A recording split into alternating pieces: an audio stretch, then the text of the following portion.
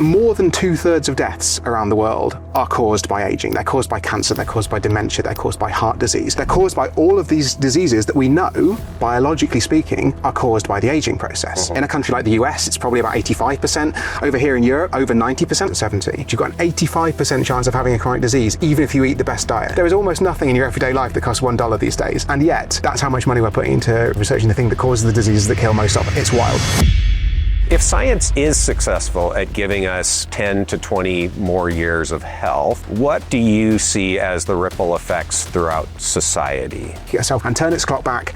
Many properties of those cells are the same as a cell that you would pluck out of an early embryo. We've got dozens of treatments in the lab that can slow down, maybe even reverse aging. We could find ways to save the healthcare system money, to help people stay healthy and engaged in society for longer. This is the most exciting area of science that I think exists today. And what kills you is being ill. What kills you is being frail. What kills you is having really low resilience and getting an infection. If we can increase the resilience, you're going to live longer as a side effect. Sometimes describe this as like a technology that's fallen through a wormhole from the future. Would you say that aging should be considered as the biggest humanitarian challenge of our time? Yeah, and that's a case I make in my book, and I think it can sound quite weird the first time you hear that, like, why is this guy claiming this? And the reason is, I want to try and start a debate. I want people to think about aging in the same sort of breath as they think about something like climate change, a massive challenge facing the entire world. And why do I think that? I've got some justification.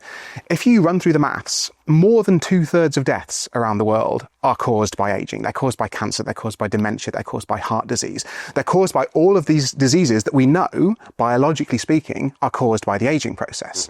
And by the way, that number's quite a lot higher in a lot of richer countries. That's the global average. Right. But in a country like the US, it's probably about 85%. Over here in Europe, most of the countries are over 90%. I think by my calculations, at least the world leader is Italy, on about 95% of deaths are caused by aging. Wow. That means by far the majority of deaths in most countries are caused by this single process, the aging process. And so if we could do something about that, then I think that would be a hugely important thing. And that's one reason I think it's our biggest humanitarian challenge. The other is, I think it's arguably not only our largest cause of death, but our largest cause of suffering. So if you think about, how do these people die? I think there's this really pervasive myth that you can just die of old age. The idea being that you can just, get a bit old, get a bit wrinkly, get a bit slow, and then you go to bed one night and you basically just don't wake up the next morning. But actually, most of these diseases of aging are pretty horrible. If you know anyone who's ever had cancer, the disease itself is pretty nasty, but then so too are the treatments, the chemo, the radiotherapy. That's no fun to be going through. It can last, weeks, months, years of time. And then even if the cancer goes into remission, thank God, then you're sort of sat there on this ticking time bomb waiting for it to recur. If you think about something like heart disease, I think, people sometimes imagine you just have a heart attack and that's it, you're dead. But actually, usually you'll gradually reduce your heart function. You're less able to, exercise. You're less able to play with your grandkids. You're less able to get up the stairs. Gradually, your quality of life gets eaten away until finally that coronary artery gets blocked and takes your life. So I think if you add that up, I'm pretty sure that aging is our biggest cause of suffering globally. Yeah. And yet, it's very rarely acknowledged as such. When we talk about, causes of suffering, we think about inequality or hunger or, obviously very important issues. I don't want to minimize those. But at the same time, aging should at least be in that discussion. And that's, the debate I'm trying to start. Yeah. And how do you counter the argument that if we're successful at ameliorating aging, it's going to lead to overpopulation, overconsumption of resources? I think people are concerned about that. What's your response? And I think it's a legitimate concern. I suspect if I could time travel back to before I'd really thought about this stuff, sort of toward the end of my PhD when I first moved into aging, I think I'd probably have had that question too. I very nearly became a climate physicist, which would have been a far more logical use of my skills than what I'm doing now. But yeah, it's like, I think, so the first thing to say is that you can actually flip the question around. And this is a technique I use with a lot of these moral, ethical, social arguments. If we had a situation where there was no aging, we were living in a universe where people were living much, much longer, much, much healthier lives. There was very little cancer, very little dementia, very few of these age-related diseases. But we were staring down the barrel of an overpopulation crisis, a resource use crisis. We've got 20 billion people on the planet. We've got nowhere to put them all. What are we doing with all the carbon dioxide, the plastic we're emitting? We need to come up with a solution. Would you invent aging to solve that problem? I really don't think you would. Would you condemn like billions of people to this drawn out process of death and suffering in order to try and solve, essentially a resource use problem? I think you'd try and cut down our CO2. You'd try and reduce our plastic waste. There are loads of technical solutions you could try first. There are loads of, you could tax carbon dioxide. That's a really good idea. There are loads of social policy technical solutions you could try first. If you tried all of those things, nothing works. You still need to kill people. I would really suggest this is an option of last resort, by the way. This is a thought experiment. But if that was what ended up happening, would you choose aging as the way to do that? Right. I think you'd, do a Logan's Run, and whenever everyone gets to a certain age, you just put them to sleep in a, painless way, right. Not give them decades of degeneration where not only are they, having no fun themselves, they're also a burden on wider society, which is actually going to increase that resource use we're trying to decrease here. So there are a variety of arguments. I actually made a whole YouTube video about this because there are just so many different layers to it. I think the other really useful counter argument, which is a bit counterintuitive actually, is that were we to even completely cure aging, and I did this calculation a few years ago, I imagined that we completely stopped all age-related death in 2025. Now, this was crazy in 2022 when I first did this calculation. It's obviously absurd given that we're now sitting here in 2025. But let's imagine, we sort something out. Not only do we sort it out scientifically, we roll this treatment out globally we've got a few months of the year left, I think. What that would mean is that by 2050, rather than we think 9.8 billion is the UN's best guess as to what the population is going to be, it would be 11.6 billion. Right. Now, that is bigger. That's another couple of billion mouths to feed, maybe another couple of billion, carbon dioxide emitters on the planet. But on the other side of the coin, that's only a 16% increase in the population of the Earth. Now, that's not nothing, but I'd happily cut back my CO2 by 16%. I'd happily use 16% less plastic, etc., if that meant there was barely any cancer, barely any dementia, people were living longer, healthier, happier, they weren't getting frail, they weren't getting incontinence and impotence and cognitive decline. That's just a trade-off I would make. And I think when you run through a lot of these quote-unquote counter-arguments, they're often sort of posed as a counter-argument to progress and longevity.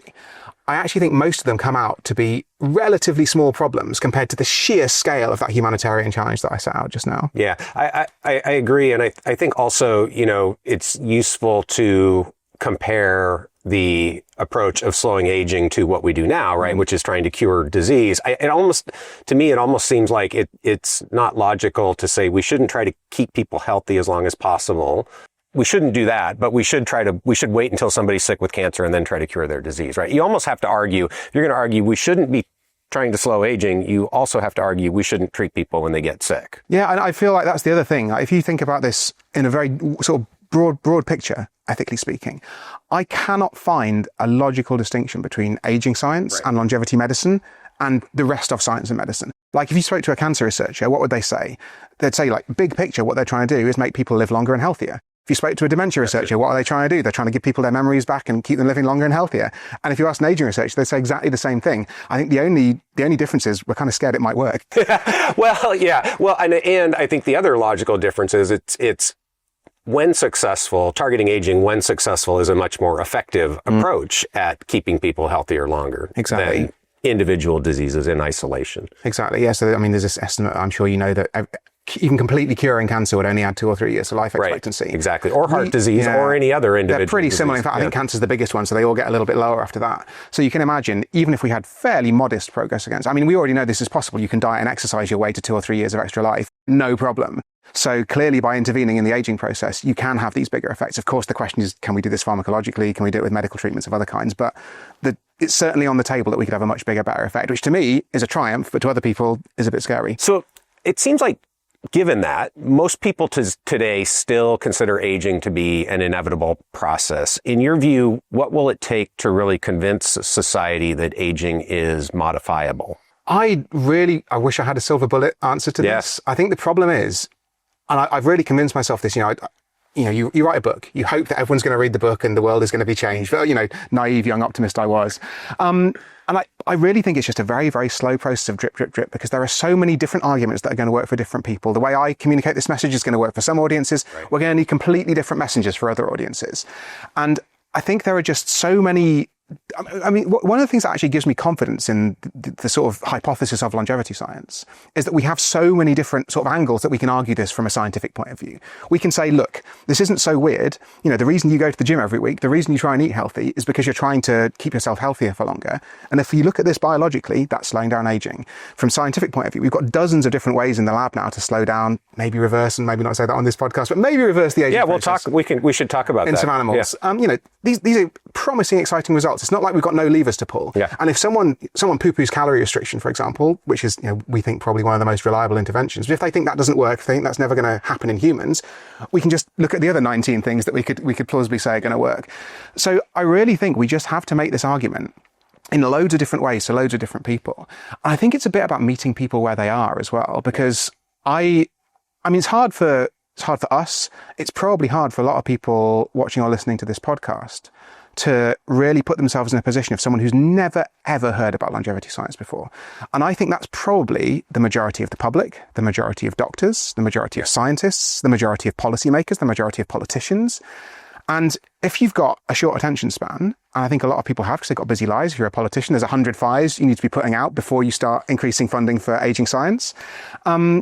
This stuff can sound a bit kooky and crazy if presented in the wrong way. Yeah. Well, and I would say, I think it's changing. I think certainly the word longevity has gotten a lot more traction among the broader community recently. But as you were alluding to, that comes with some risks as well if it's not presented to people in a scientific and rigorous way. Yeah. And I'm interested to hear your thoughts on, are you optimistic at the trajectory right now and the growth in the interest, or are you concerned, or both? Where do you land? I think both. And I think we've got to try and steer this interest in the direction of what we think is interesting. And I think, I don't say that because we're interested in it. I think it's because it's the thing that's going to move the needle the most. Because a lot of people's first introduction to longevity is crazy rich biohackers, essentially. There's a name that I'm sure we can both think of. And, I get asked about this, and it's actually quite interesting. We just talked about overpopulation. 5 years ago, every talk I gave, the first hand that went afterwards would be, what about overpopulation, Andrew? Now, every single talk I give, the first hand that goes afterwards, what do you think of this Brian Johnson guy? And, this isn't just the English-speaking world. My wife's German. She gave her first German language longevity talk last year. And first hand went up, what about that Brian Johnson guy? Obviously asked in German. So this is really getting out there. Perhaps this is amongst the sort of middle class, social media, very online type people.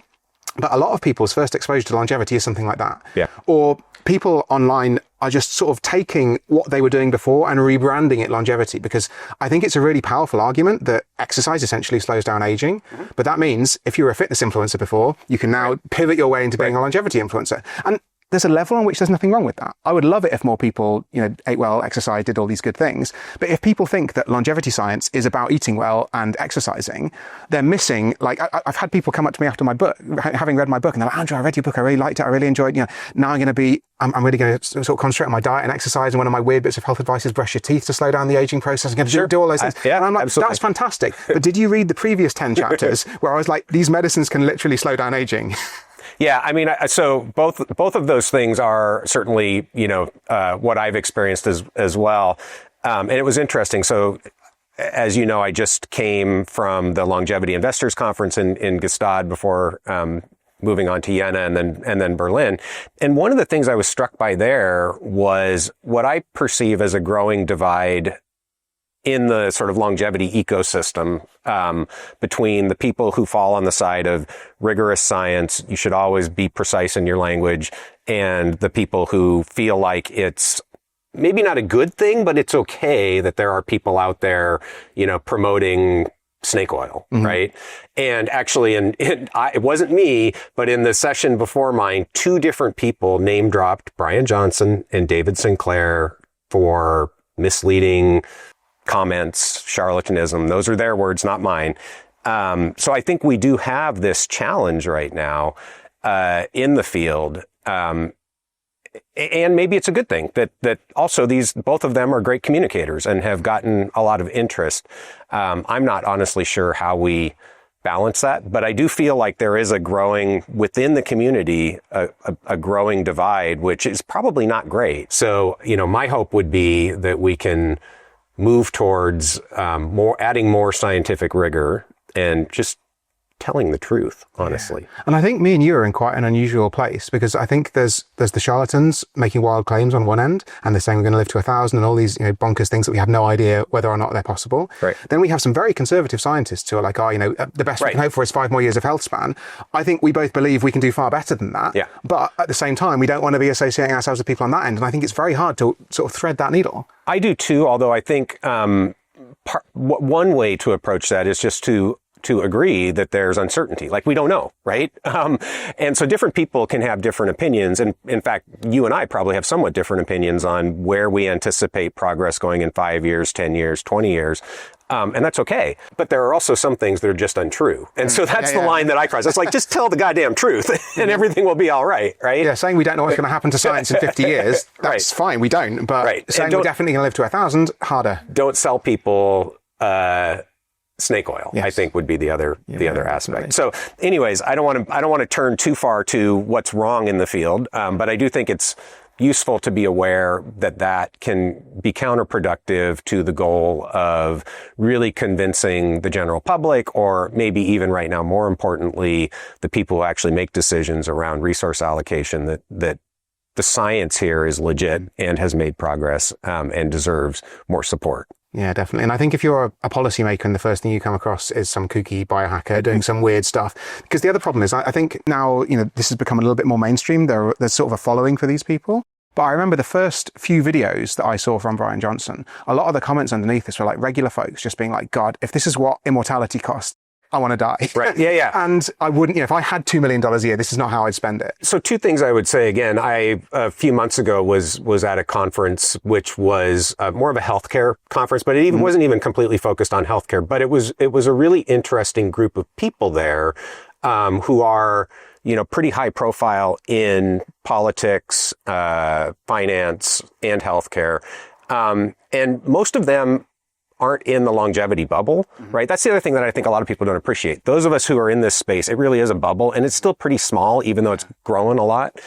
And I mean, these are people like, there was a former director of national intelligence there for the U.S. And so I'm talking to these people, and most of them hadn't really heard about geroscience, but all of them had heard about the guy who was taking his son's blood and injecting it into himself. And their perception was uniformly negative. So that's the thing that I get concerned about, is the perception, regardless of what the reality is, the perception is problematic. And, serious people take other serious people seriously and they don't take nonsense seriously. And that's the concern that I have for whether we're going to get traction among the people who actually can have a big impact on resource allocation. Yeah, I totally agree. I think there are just some very basic heuristic symbols. If you're a busy policymaker and you're trying to work out, is this person credible or not?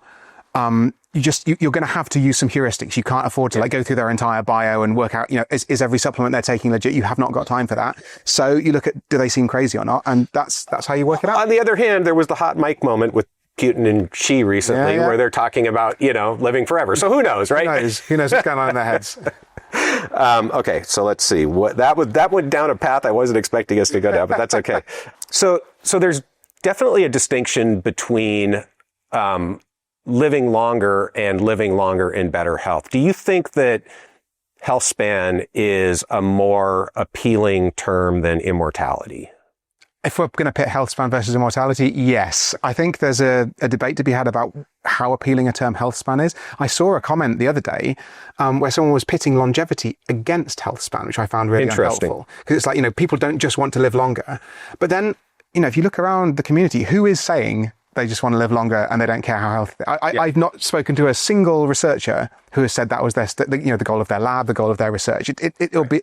So I think there's a bit of a false dichotomy being put up there. One of the challenges is that, I'm sure you've had this experience as much as me. Whenever you're talking about aging or longevity, a lot of journalists go straight down the immortality angle and start asking you questions as though, we're leaps and bounds ahead of where the science actually is. What would the ethical implications of immortality be, for example? Right. But I really think the way that I try and talk to people is to meet them in a place where they are. And actually, being in Berlin is a really good example from very, very local. There was a party that ran for election here in Germany, which was called the Party for Rejuvenation Research. And it's actually even worse than that, because there isn't really a word for rejuvenation in German. It's called Verjüngung, and that means essentially youngening. So it's this very, it's really... Party for youngening, Party for youngening research. It's a really strange word. So it sounds weird before you even start. And they had these election posters around Berlin saying, where would you like to live in 800 years?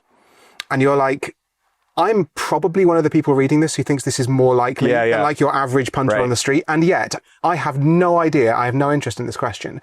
Imagine if you're a single mum, you're pushing the pram down the street with your two kids, you've just finished work, you're trying to get some food for the evening, trying to sort your life out. You look up at night and you think, bloody scientists, pie in the sky nonsense. And I think that can be really unhelpful. Whereas if you say to people, would you like to live an extra 5-10 years in good health? And if you want to live to 800 and be looking for a house at that time, you have to make it to 80 in good health. And the next step is to make it to 90 in good health. And the next step is to make it to 100 in good health. So I don't think, even if you are someone who wants to live a very, very long time, that's the way to communicate it to 99% of the population. Yeah, I'm interested to know why you said that you weren't sure Healthspan is the right word. And if not, what is a better way to describe what we're all about? I don't think... I have not yet found a single word. I think longevity has sort of become the best word because it's a shorthand. But even then, it's been sort of colonized by a load of people. That's the question, right? Is it too late? Because I agree with you. I like longevity better than Healthspan in some ways. And it has already been co-opted by bad actors. And so I'm concerned that it's too late. Yeah, I think that the trouble with the word Healthspan is it's obvious after 2 seconds what it means, but it's not obvious after half a second. And you sort of have to have it explained. So when I'm doing a talk, I do often use the word health span about halfway through once I've sort of got everyone comfortable with the concepts that we're talking about. So I think it's a useful idea, but I don't think if I were to have a billboard in Berlin that I would write increase health span on it. Maybe not today, but I wonder if we can get there. And part of the reason why I say that might be the direction we should try to go is when I say the phrase longevity medicine, what's your first thought? Yeah, look. That look tells it all, right? It's like snake oil garbage. I don't want to go there, right? That's what I mean by that word has already been co-opted. So I don't know that we can change that because the incentives are already in place for bad actors to continue down that path. Yeah, and I really think one of the biggest challenges we have is just not even branding, but the word we use. Because if you talk about the idea of slowing down aging or medicines for aging, that sounds kind of weird because people are like, isn't aging just this immutable fact of life? How could should we medicalize that? And if you talk about, we've got geroscience, we've got biogerontology is the word I used in my book, which now feels tremendously old school. So we've got this sort of shifting sands of terminology. And I have not yet found... I don't know. Medicines for Healthspan does not, at least for me, have any negative connotation. And it kind of makes sense. Yeah, the only issue for me is that it's not a word that is immediately obvious what it means. Because it depends who you're talking to. If you're talking to a policymaker, maybe they're sharp enough to pick up on that. If you're talking to a broad audience and you've got no... But that can change, I think. I think that can change. Again, this is just a matter of popularizing the word more than anything else. Because the concept, I think people immediately get. It's just a matter of them associating that concept with the word. So we'll see where we go. But I'm not optimistic that longevity is going to be maybe the right that ship has sailed. That's going forward. Yeah. So if science is successful at giving us 10 to 20 more years of health, what do you see as the ripple effects throughout society? I think there's one level on which they'll be surprisingly small. In the sense that, if you think about this on an individual level, society is just a collection of individuals at the end of the day. I think a lot of people think that the idea of living 10 or 20 years longer is a bit strange. But actually, in my day-to-day, I rarely consider my date of death. I don't think, I'm going to die at 85, therefore I'm going to do X. I do save for a pension. I've got a little bit of foresight. And if you knew you had to have enough during retirement to last another 10 years, that's going to have change an impact. Things. Yeah. But I think in terms of day to day, if when I'm doing, when I'm working, when I'm spending time with my wife and my kid, I'm not thinking about my own mortality on that sort of basis. And I don't plan I don't spend a particular amount of time with my daughter because I know I'm going to die later. I spend it because I enjoy doing it, or I spend it because, there's a work deadline coming up. So I think on one level, the effects will be surprisingly small. I think the other thing is that even if we were to develop these pills tomorrow, roll them out the next day, it would still take a while for those 10 or 20 years of extra life to happen. It would still be 20 years before we had a significant number of 100-year-olds wandering around the place. So we've got a bit of time to come up with the policy question, sort of answers to the policy questions. I think probably the biggest impact would be on the way that our societies are structured in terms of pensions and sort of those big picture government functions. Right. I don't know so I think pension costs, were we to retain current pension ages, would obviously increase. That is simple mathematics. And so something would have to be done about that. And I think one of the things that we need to, this is just one of so many ways in which people come at this and have a bit of a negative opinion. But people think, if we're going to live longer, we're going to have to work longer. And I think unless AI takes all the jobs, which is, of course, another possibility that's often on the table, we are, at the end of the day, going to have to work longer. But it's going to be much easier to make that bargain with people if we say to them, look, as the government, we're going to require you to work for longer because the economy needs it, but we're going to keep you healthy and happy and fit. And that means you're going to have maybe a longer, healthier retirement than you would have had before. You're just going to have to wait a bit longer before you get there. And I think that conversation is much easier than, you're going to be just as unhealthy as before, but we need to carry on ratcheting up this age. And I think actually it will also have a positive effect. There's this huge debate going on at the moment about birth rates and population collapse in certain countries. Is it even a debate? Well, yeah, no, debate's perhaps the wrong word. There's a concern about brouhaha, is that something like that? But there's a lot of talk in the media, and actually, again, 5 years ago, all my questions were about overpopulation. Yeah. Actually, that debate has turned on its head on such a short period of time. But what's interesting about it is all of the sort of political, social policy debate on the news is how do we get enough immigrants to help, stabilize the population and keep the working age population going without annoying the large group of people in society who are concerned about the effects of mass immigration. Right. Or how do we get women to have more children? Right. And it always is women, by the way. But how do we support childcare in some way? And I think those are important questions to answer, obviously, but there's never any focus on what if we just kept people healthier for another few years at the end of life? We talk about this old age dependency ratio, the economic term. It's normally, as soon as you're over 65, suddenly you're a dependent. And that's already demonstrably false in a lot of rich countries. People are working longer than that, not just because retirement ages have been raised, but because people know they've got a longer retirement coming up. They haven't necessarily got enough in the bank. And so they are carrying on working, often above the sort of state-sanctioned retirement age in order to make sure, or maybe they're going part-time because they don't want to be completely retired because that's boring and they're stuck at home on their own and their job provides meaning or social interaction that they wouldn't otherwise get. So it's a much more complicated debate. And I think if we were to able to keep people healthier for longer, that would really help with that. So, because your question is what was the largest impact? I don't really feel that I know. And I feel like it's going to be a bunch of really complicated adaptations all over the place. That's right. Yeah. And I think that's right. And I think, a couple of thoughts I have on this question. One is this may be a little naive, but I don't think so. I think most people want to feel like they're contributing something to society and making an impact. So part of this is about if people can maintain health and be doing a job that they feel like is contributing, I think a lot of people are okay with working longer. And so maybe it shouldn't be as negative a question about the retirement age as it feels, right? This is also going to be different in different countries because not all countries have a defined retirement age. The other thought I have, and you talked about maybe we should focus on the positives that would go along with improving health by 10 or 20 years. We as humans tend to default to the negative immediately and start looking for all the things that are wrong with doing this. And I think it's almost silly in this case. Like, there is nothing wrong with giving people 10 or 20 more years of added health, right? Independent of longevity. That should be a no-brainer in my view, but so many people immediately want to go to, well, what's that? What bad is going to happen to that? And one of the good things that might come out of that is alleviating the pressure on our healthcare systems, which are driving a lot of the financial problems that many countries have. In the United States, the amount that we spend on healthcare is huge and going up dramatically because what we largely have focused on is keeping sick people alive, and that's really expensive. Yeah. Keeping healthy people healthy is a lot less expensive, and those people can contribute to society and contribute to the economy. So there should be a lot of positives to go along with this, but so often we try to find the dark lining instead of the silver lining to these things. Another really common question I get, going back to the super rich biohackers, is will this only be available to the rich? Yeah. And even if they don't mean billionaires, they might just mean the US, Europe, the rich parts of the world. Yeah.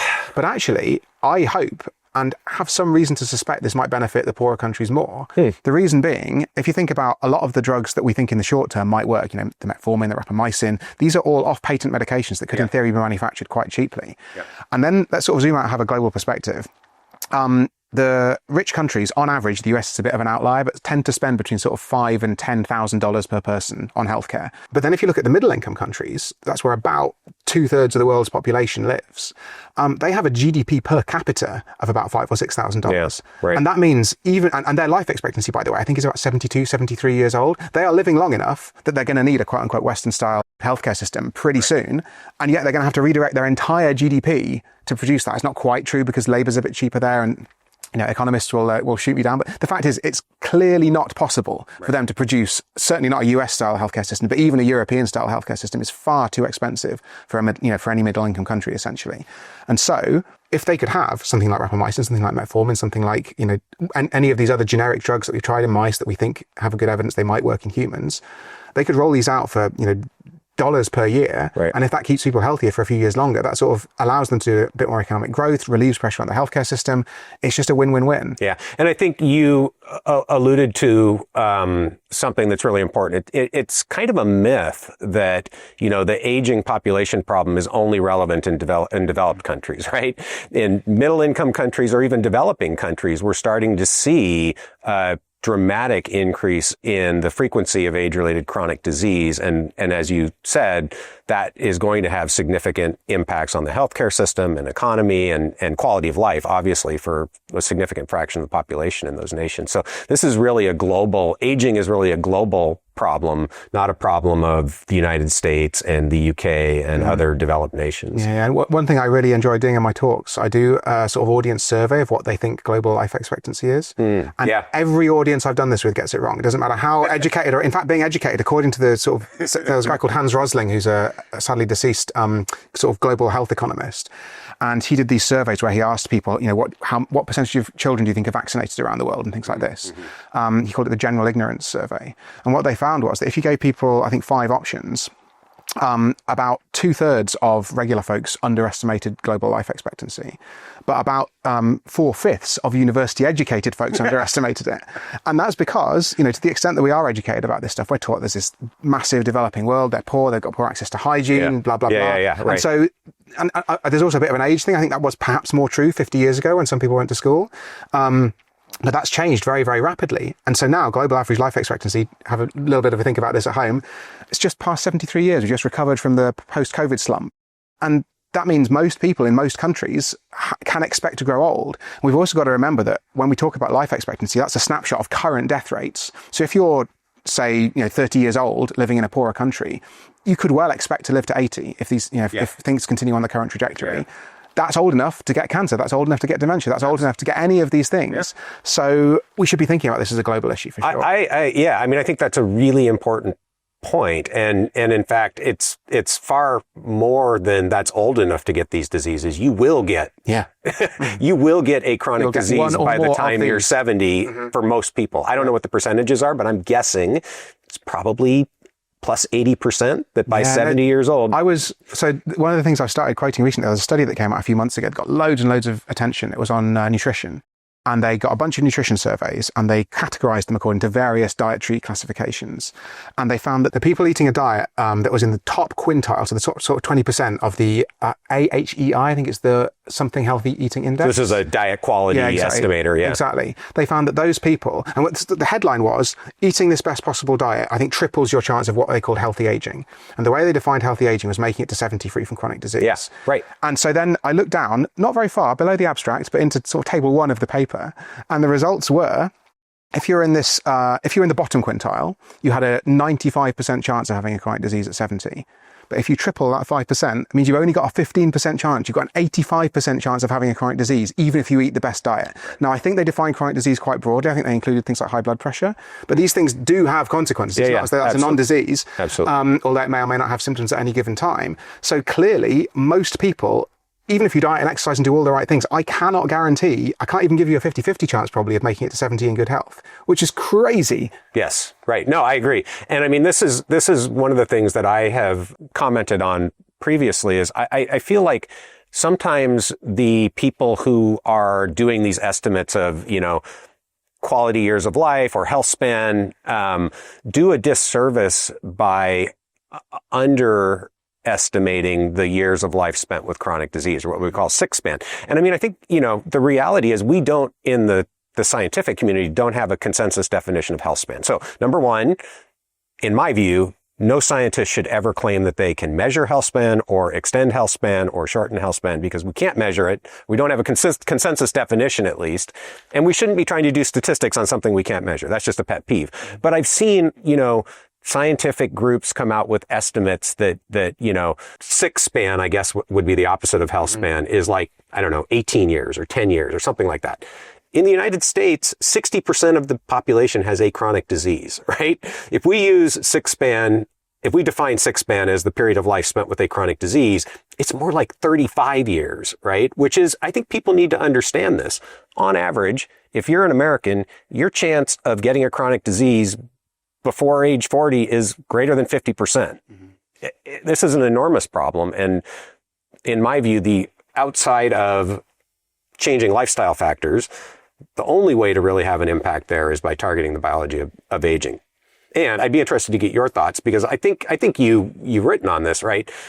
Right now, the best way to target the biology of aging is to improve our lifestyle factors. Mm-hmm. So where do you land then on drugs like metformin and rapamycin that are kind of the next level on top of lifestyle? Do you think those are going to be the answer for slowing aging? Do you think they're a stopgap? Are you still optimistic that those things could have an impact on aging at a population level? I think they're a step along the way. And I think the first question is sort of, why do I want to intervene in this with drugs? And I think there's kind of perception that doing this the sort of quote unquote hard way, the diet, the exercise, that requires sort of grit and determination, and you've got to get up every morning at 6 a.m. and go running or whatever it is. And somehow, therefore, that's considered more worthy than just popping a pill. And yet that isn't something that we apply to cholesterol. If you've got high cholesterol, you take your medication, hopefully your cholesterol goes down. We don't shame people for not somehow like modifying that with their diet or lifestyle, because we know on some level, there's a level of cholesterol where you can't do that. There's nothing you can do. Same with high blood pressure. You can try the diet and the exercise. If that doesn't work, we give people the drugs and we don't shame them for it. There's an interesting transition happening right now with obesity, because that used to be very much you've got to have the grit, you've got to have the determination, you've got to do your exercise, you've got to try and cut down how much you eat. Dieting is very hard. I don't know, I think a lot of people saying this have never tried to diet, and my God, like tracking your calories and feeling hungry all the time, it's no fun. But now we've got these pills. I think slowly but surely we're getting to the point where we realize actually, there's this phrase by a medical communicator in the UK called Ben Goldacre: medicine solves complex social problem is almost always false. But I actually think in this case, maybe it's not quite true, because medicines have side effects. You're talking about the GLP-1. The GLP-1s, of course, your Ozempic, your semaglutide, etc. Yeah.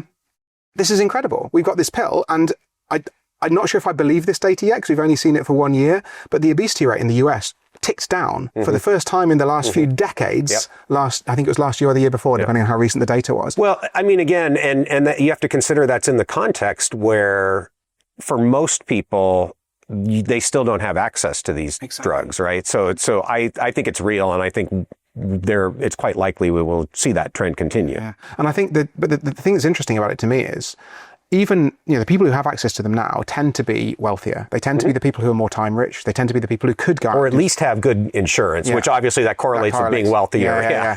But, I really feel that a lot of this diet and lifestyle stuff is harder than a lot of us give it credit for. And I say this as a new parent.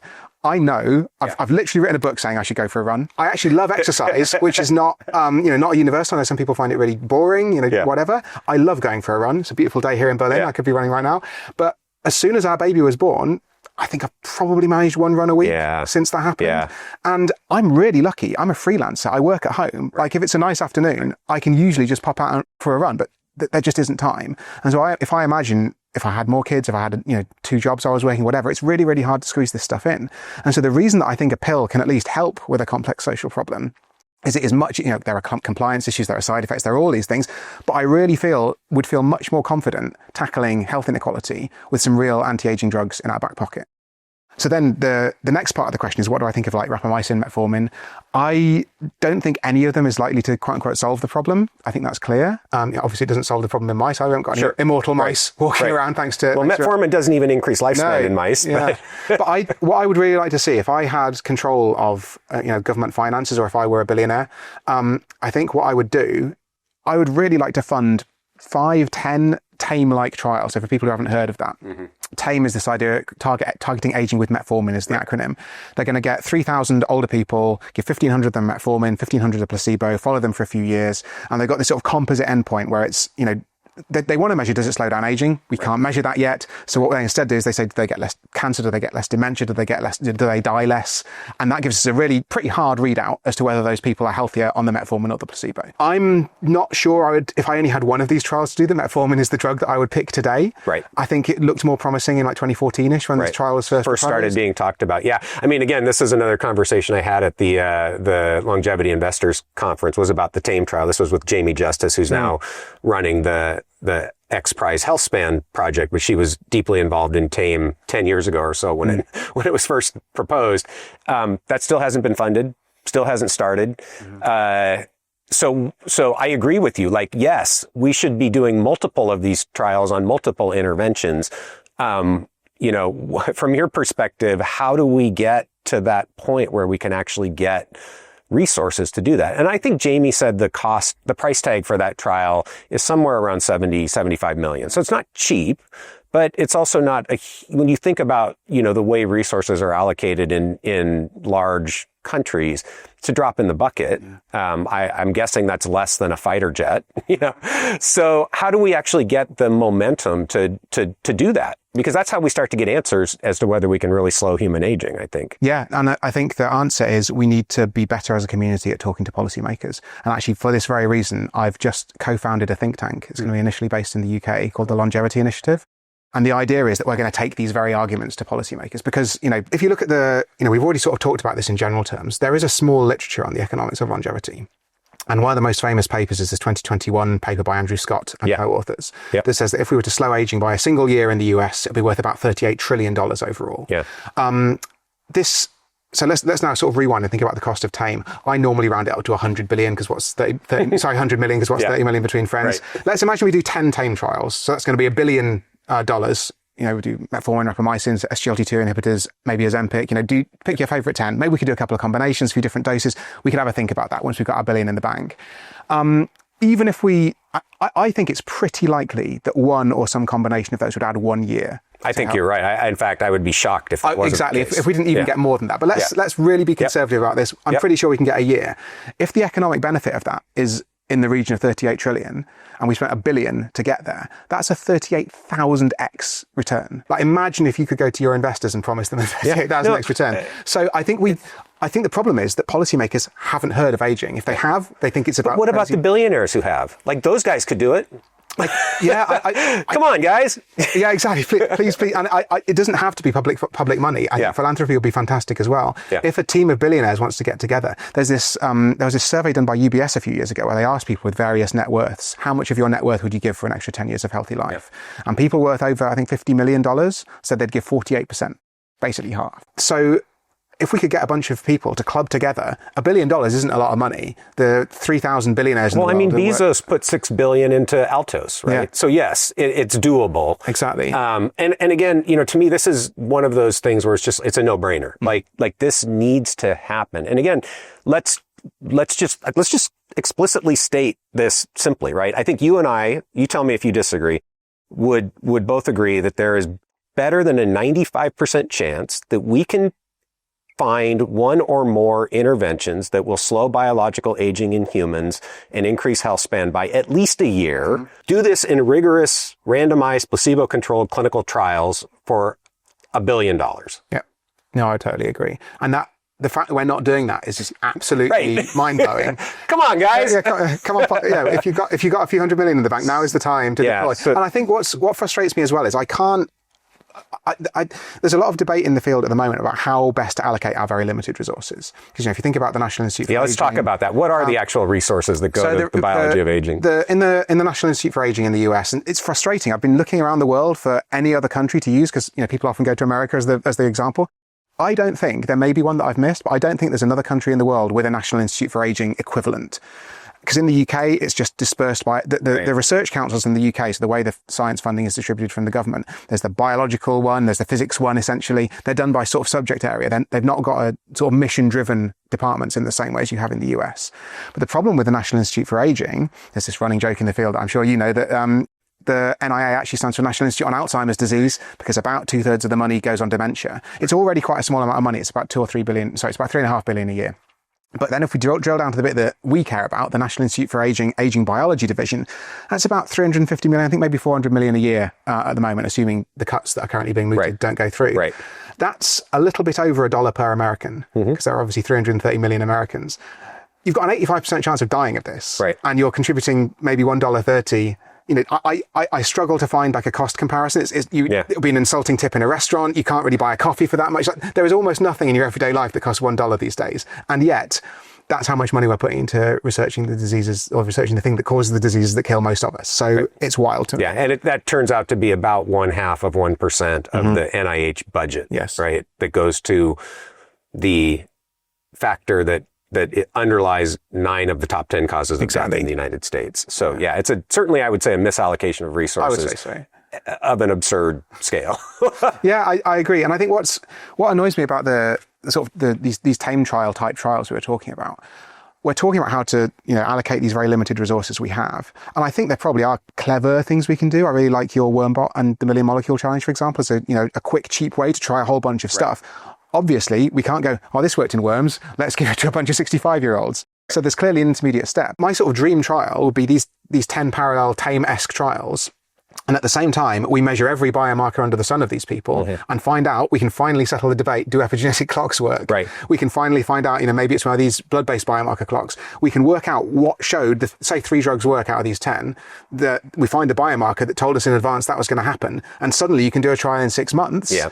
And that opens the floodgates in terms of the innovation that can happen. Yeah, I mean, I agree with you about the biomarker perspective. I'm still not sure how we get to the point where a collection of biomarkers can be definitive for clinical trials. I think you need a mechanistic connection before a regulatory body is going to accept that as definitive, but it certainly can give you, guidance on which interventions to move forward. And again, nobody knows how that piece is going to play out. But I mean, since you brought it up, let's turn our attention to biological aging clocks in general and epigenetic clocks in particular. I guess, one question is, in your view, do you believe that these epigenetic clocks actually measure aging? I mean, no, because what is aging? Okay, I think fair. It's pretty clear that they don't measure aging. I really don't know where to land on this.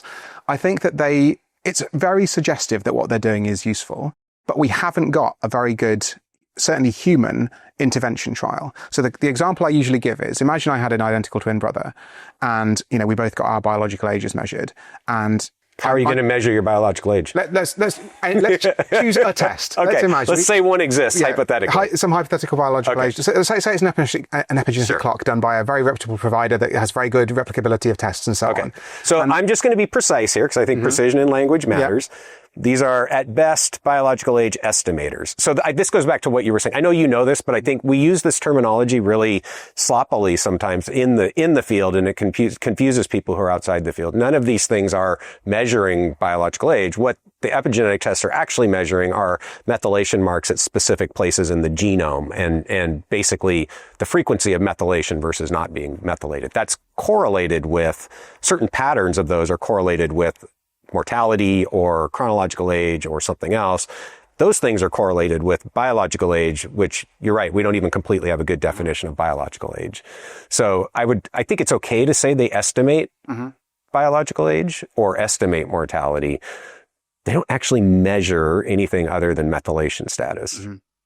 So imagine me and my hypothetical twin go and do this, and I'm 40. So let's imagine I come back as biologically 44, methylationologically perhaps, and he comes back as methylationologically 36. Yeah. And firstly, goddamn my identical twin brother. But secondly, let's then imagine I go, oh my God, this is terrible news. I'm going to go out and I'm going to do everything Matt says. I'm going to die, I'm going to exercise, I'm going to get my pillars of health all in order. And then we go back the next year. We're now both 41, and he measures 37. He's gone up by 1 year from his 36, and I'm now 35. I've really nailed it. I've hit all the health markers. So what we knew at the beginning was I was biologically older than him. Sorry, but let's just say that for brevity. We knew that I was more likely to get an age-related disease. I was more likely to die in any given year than my biologically younger identical twin brother. Now I've done this intervention and moved myself behind him.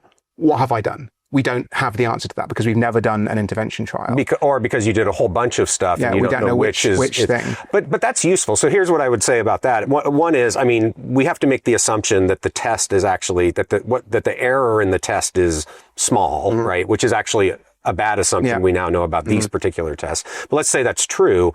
What you've learned is directionally you've gotten healthier. I think that's a reasonable thing to say, right? Your risk of dying, assuming the test is correlated with mortality, has gone down.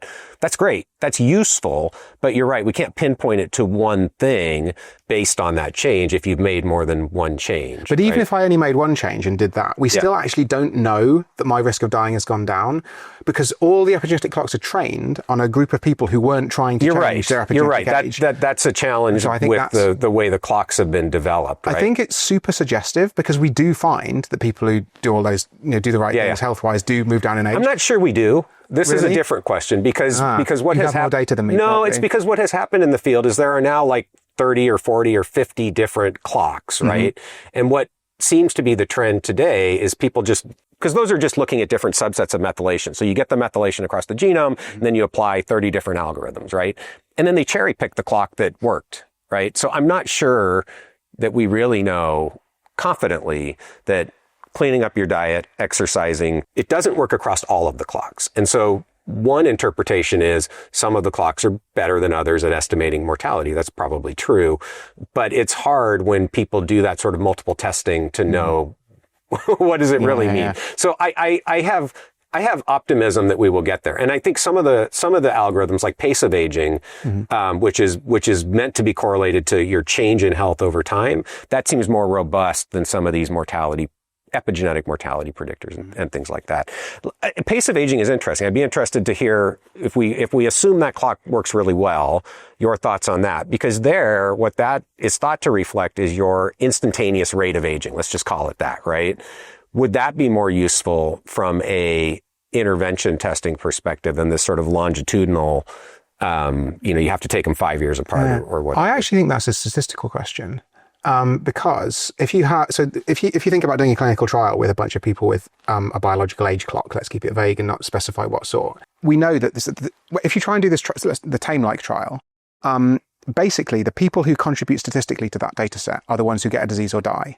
If you do not get a disease or die, we don't know whether you're just about to, we don't know whether you've died, we just don't know what's going on. And that means only quite a small percentage of the trial participants are going to actually contribute to the data set, essentially. But that means you have to get 3,000 people in order to have enough people that some of them will get a disease and die, and you can get a statistical signal. Like, we do these things called power calculations, work out how many people you need, how big an effect we expect we might see, try and work out to make sure we've got a good chance of catching that effect. The big advantage of some measure of biological age is that literally every person in that data set has a biological age before and has a biological age after, or has a pace of aging before and has a pace of aging after. I think depending on the effect size you're expecting, and it'll probably get a bit statistically nitty-gritty here, you could work out by your power calculation, how many people you'd need, how long you need to watch them for in order to observe this change. It might be that with the pace of aging, you can do the trial in a week, because maybe the pace of aging, as soon as you start taking the drug. Right, and that's an unknown, how quickly these features respond. Exactly. Although now we're starting to learn there are even circadian effects to epigenetics, so they might respond really quickly. So it might be that the pace of aging, so the advantage is if you want to, the reason we want to do this is we want to make trials quicker, we want to make trials cheaper, and there's obviously a correlation between quicker and cheaper. Yeah. And so if you can do, rather than 3,000 people and 5 years, which I think is the sort of tame estimate, then maybe you could do it with a few hundred people in a few months.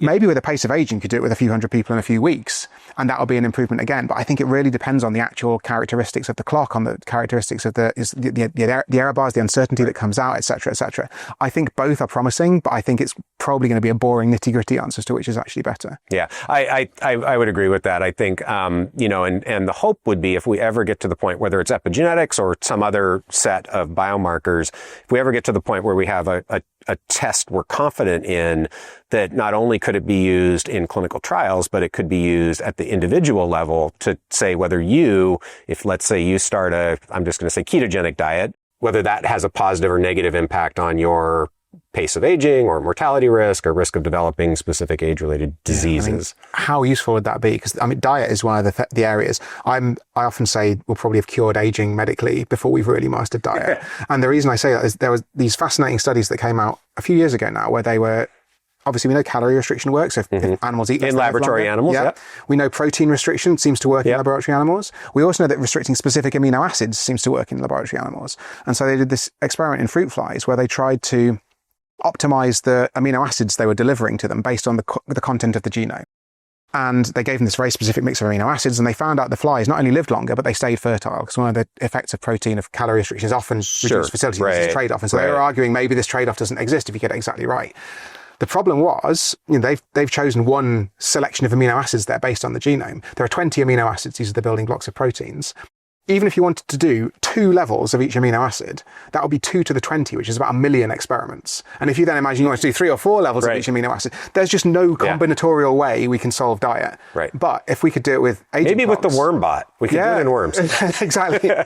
But I did actually wonder about that, whether you could get bacteria that express different levels of each amino acid. You could try. You could certainly think about how to do it, but that's the only experimental context in which that would be possible. The point being, you couldn't do it in mice, and you definitely can't do that experiment in humans. And what's really fascinating is it does seem to, this sort of using the genome as your basis does seem to work in mice, but is there a better one out there somewhere in combination space? Yeah. We'll probably never know. And I mean, again, that's where if we really had good comprehensive biomarkers that could be applied at the individual level, that it doesn't solve the problem of being able to test everything, but at least for an individual, you could determine whether you move things in the right direction by changing things. I guess it would be easier. This is a very nerdy mathematical point, but you could essentially do gradient descent. So you could say, oh, this going this way makes it better. Going this way a bit further makes it. It's how they train neural networks. You could do the same kind of thing to map out the amino acid landscape. Whereas if your only readout is lifespan, you're going to be there a very long time. Right.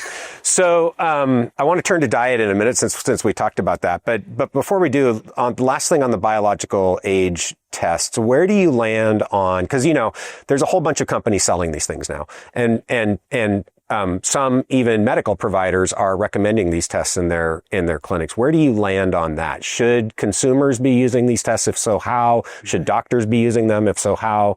I think not. I tell people not to bother. The one context in which I could be persuaded it might be interesting, I would love to do maybe an epigenome array or maybe an epigenome sequence of myself now, just to have a baseline. Sure. I don't really care what the biological age outcome is. I'd rather have the raw data.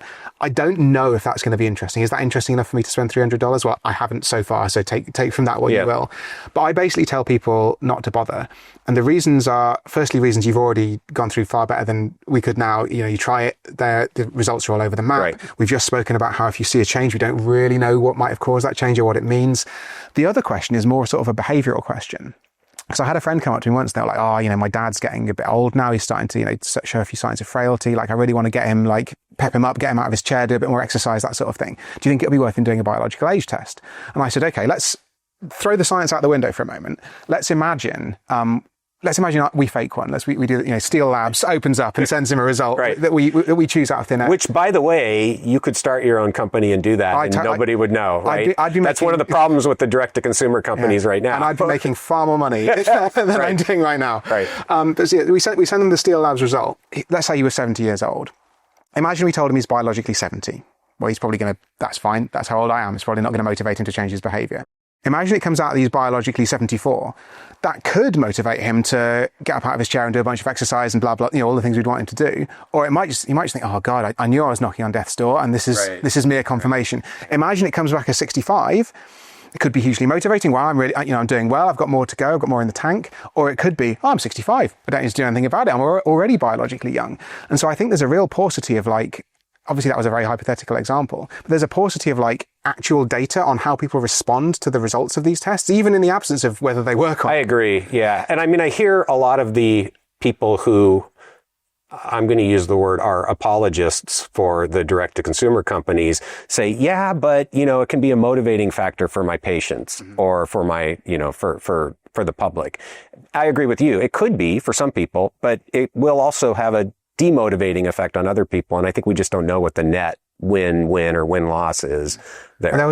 There's a study that I keep citing, but I haven't actually read, so I should probably go back and read it. So apologies if I'm misrepresenting this here. But I think they gave genomic, so they did genome sequencing or an array, and they told people, oh, you've got increased risk of, let's say Alzheimer's disease, let's say it's ApoE, your variant is such and such.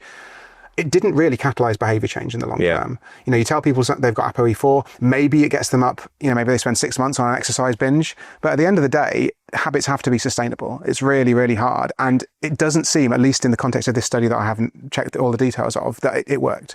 And we need more studies like that. I don't want to be citing this one individual thing as the only evidence we've got for whether behavior change can be catalyzed by test results, essentially. Right. And again, I think it's going to be very individual. But maybe there are ways to enhance the likelihood for an individual that we can catalyze behavior change. And so speaking of catalyzing behavior change, maybe you can catalyze behavior change by sharing with people, what are your recommendations for people right now today who are I want to do what I can to maximize my longevity? What are your recommendations? That could be in the realm of lifestyle or interventions or supplements, or what do you do? And I mean, I understand you have a young child.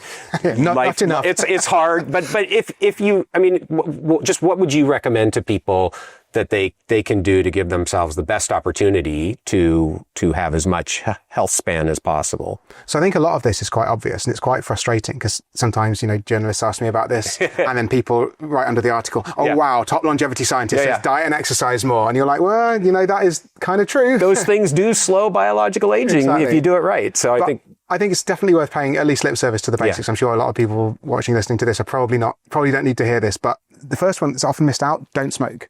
Like the single worst thing you can do for your health is incredible. Knocks 10 years off your life, maybe 15 years off your health span if you're smoking, I think 10 a day. And if you quit, and this is a real sort of recurring theme, if you quit, you can often get a lot of those years back. So if you quit under the age of 30, the statistics say you essentially become a non-smoker. Like maybe not quite, maybe in certain aspects. If you quit when you're 60, you still get a few years of extra life and health span. So it's not like it's too late to quit. You can't be like, I'm already suffering. The sooner you can quit, the more the effect you see. Yeah, and this is one that I don't forget about it, but I don't emphasize it.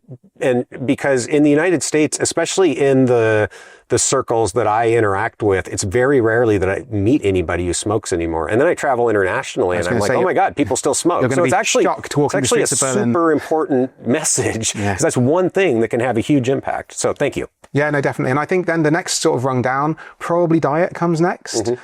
I think the most important thing is to try and not be overweight, which is hugely challenging. That's a very glib way. Or at least metabolically impaired, right? Because I think there are people who are overweight who are not necessarily metabolically impaired. I'm not saying that's optimal, but it's not as bad as if you have diabetes and you're overweight. And there are people who are not overweight who are metabolically impaired, and that's not great either. Yeah. So it's tricky because I think, obviously people don't necessarily do all their blood tests. I'm a bit of a defender of BMI. In the sense that at a population level, it's pretty good. But I think even on an individual level, if you're not stacked, like if your BMI is below 25, I think you're doing well. Mm-hmm. Obviously you can get into nuance. Maybe you should get a DEXA scan. That's a separate question. Yeah. The only reason I would push back on that is it's going to be a relatively small population percentage. But I know several people who are below 25 BMI who are pre-diabetic, and it's often because they're under-muscled. Sometimes these are people who do tons of cardio, right? And so their health trajectory is much poorer than it needs to be, and you wouldn't know that by BMI. So that's my only caution about using BMI as so if you can't afford blood tests and you don't have good quality medical care, I think it's a reasonable metric, and at the population level, it's a reasonable metric. And there are people who it doesn't work for. I think then the rest of diet is probably less important than the total amount of calories you consume, but just, again, we don't really have the most amazing recommendation, but if you just eat generally whole foods, more vegetables, I think my take on the protein debate, I feel like I end up going down endless rabbit holes. I've written a couple of articles about this, and I feel like the more I read, the stupider I get, and the less I understand. The more I talk about it, the stupider I get. So, so it's really difficult because there's obviously this tug. We just don't know. I think the safest thing is probably lots of vegetable protein. I think, if you're getting your maybe 1.2 grams of vegetable protein, maybe a bit more, maybe a bit less, we can have a fight about that. But I think particularly vegetable protein appears to be super healthy. Get your beans, get your pulses, get your nuts, get your legumes. I think that's pretty uncontroversial. I think as long as you're eating a generally home cooked, and again, this is sort of a privileged position to be in, but there's this debate about what exactly ultra processed food is, but I think probably avoiding it is good. What about fish protein? Protein from fish? It's an interesting question. I think there aren't that many people, at least in the studies I've seen, who are getting enough of a fraction of their protein from fish. Have you ever seen a study that singles it out and works out? Not really, but again, I mean, just your intuition, if you're going to eat meat, right? Would you ascribe any risk to eating a high amount of fish and getting significant protein that way? That's a good question, because it sort of depends. And I sort of wave my hands and say, I don't know. Why is meat protein less healthy, it seems? I would say that's a fair statement. I'm not sure. Actually, I'm not sure that's true. I think it's always difficult to disconnect the confounding factors here, right? Which is that certainly red meat is associated with a lot of negative health outcomes, but it's almost exclusively in populations that are not eating a high quality diet. And in the few studies I've seen that try to control for diet quality, most of the negative effects of red meat go away. I'm not saying eat red meat every day at all, But so it's complicated. And this is, I think, part of so there's the challenge of where is the protein coming from? And there's the challenge of how much protein is optimal. I don't think we actually know the answer to that, to either of those. It's the same with this amino acid profile. Like some people are like, oh, meat's great because it's got all your essential amino acids. I think you could make a case that vegetable protein is good because it hasn't got the essential amino acids. So maybe you're getting plenty of amino acids overall, but you're kind of protein or amino acid restricting yourself a bit, which does work in the lab. I really don't know. So my intuition is basically what you started with, which is like general rules of thumb. Don't eat too much. Number one, try to eat a lot of whole foods, vegetables. You can't really argue with that. A diet that is, has vegetables as the foundation. And then on top of that, find a rest of a dietary composition that's going to be sustainable for you given those parameters. And if that means eating red meat frequently, okay, as long as it's not like processed red meat, right? I actually think if you take that sort of foundational principles, the net effect of maybe eating a little too much red meat or not getting enough protein is going to be relatively incremental if you got the foundation dialed in, but it's a guess, right? And it's going to be individual. It's not going to work for it. Same thing's not going to work for everyone. So I think perhaps the key is not to get too hung up on diet as well. Like hit the basics, but don't try and absolutely hyper optimize because you can't. What do you think about meal timing? So I'm talking about intermittent fasting, time restricted eating, that, because again, that's a topic that people have heard a lot about. Do you ascribe importance to that, or? I just don't think we have great data. I think it does appear more and more, and I think there was even a study about this in the last few weeks that suggested it was the quantity overall that mattered, and if time-restricted feeding helps you, eat a calorie-balanced diet. I think, it's potentially, one of the problems is that comparing the animal and the human data doesn't really make sense. So if you think about a mouse, they only live 3 years. We live more than 3 years. And also a mouse starves in 3 days if you don't feed them. Whereas a human, 3 weeks is normally the quoted number. We've clearly got a lot more in terms of reserves. And so when you have a mouse, the sort of classic calorie restriction study in mice was that mice are nocturnal. And that means that normally the PhD student goes in at the end of the day, is always the PhD student, goes and provides them with their chow. And then if you've got the mice that are eating what they like, the control mice, they can eat all the time, they don't care, whatever. But the mice that are on the dietary restriction, they get their chow at 7 p.m. or whatever when the PhD student finally goes home. They're ravenous. They've been fasting for 23 hours, and so they gobble it all down. Are they actually intermittent fasting? And if they are intermittent, they're not really intermittent. As a human, I'd call that an intermittent fast, or a time restricted once feeding a day, once a day, OMAD, one meal a day. But for a mouse, that's maybe a week-long fast for a human. Right. Could there be some benefits to those things? Yeah, although mice also, they have a normal circadian. I mean, it's flipped from ours, but they have a 24-hour roughly circadian rhythm. So yeah, it's hard to know. What's the conversion? Exactly. Exactly. Yeah, there's so many ways you can do it, and I just don't think we know what any of it means. I land completely there. At I think the best evidence that neither substantial calorie restriction nor fasting are going to work in humans is probably the monkey data from... That's interesting. Let's talk about that, because I have a little bit different... I think we end up at the same place in terms of applicability to humans, but maybe we have a different take on the monkey calorie restriction studies. They were both good faith attempts to do monkey calorie restriction. And the fact the results came back a bit meh suggests to me that a good faith... Well, it only came back a bit in one of the studies. The other study showed a big effect. But was it a big effect? It was a big effect in Healthspan, certainly? Nope, they had robust lifespan and Healthspan How much extension. lifespan extension? I don't remember the percentage, but it was not small. It might have been a couple of years, which is more than... Which is, in a shorter lived animal. Yeah. Yeah, it's interesting. But even if we had robust health span, if we could prevent heart disease, diabetes, cancer, that's pretty good. So let's rewind a bit. I'm just to make sure that we're talking about the same thing. I think the experiment that showed the lifespan effect was the one at Wisconsin, where they were being fed a much less healthy background diet. Very much. The challenge is they were essentially being fed, McDonald's burger and fries. A US diet. Yeah, a US diet. And it turns out eating less of that is good for your health. Who knew? Whereas the NIA one, where they were getting exactly the sort of diet we were just talking about, the grains, the fish, vegetables. Much smaller. No lifespan effect and a smaller health span. I mean, I think the best, and I say this as someone who gets hangry, so I don't want to fast, I don't want to calorie restrict if I don't have to. Me too, bro. But I think if you get 90% of the way to eating a well-balanced, healthy diet, that last 10% you might get from calorie restriction probably isn't worth it. But I mean, the jury's out. We don't know. Yeah, I agree. I think so. I'll tell you my sort of take on this, and you react. So I think caloric restriction, at least to a certain point, actually does slow biological aging in people. I can't prove it because we can't measure biological aging, but if you look at the epigenetic clocks, they go the right direction. If you look at all of the health, the sort of standard health parameters, blood pressure, glucose, insulin, lipids, they all go the right direction in humans in response to caloric restriction.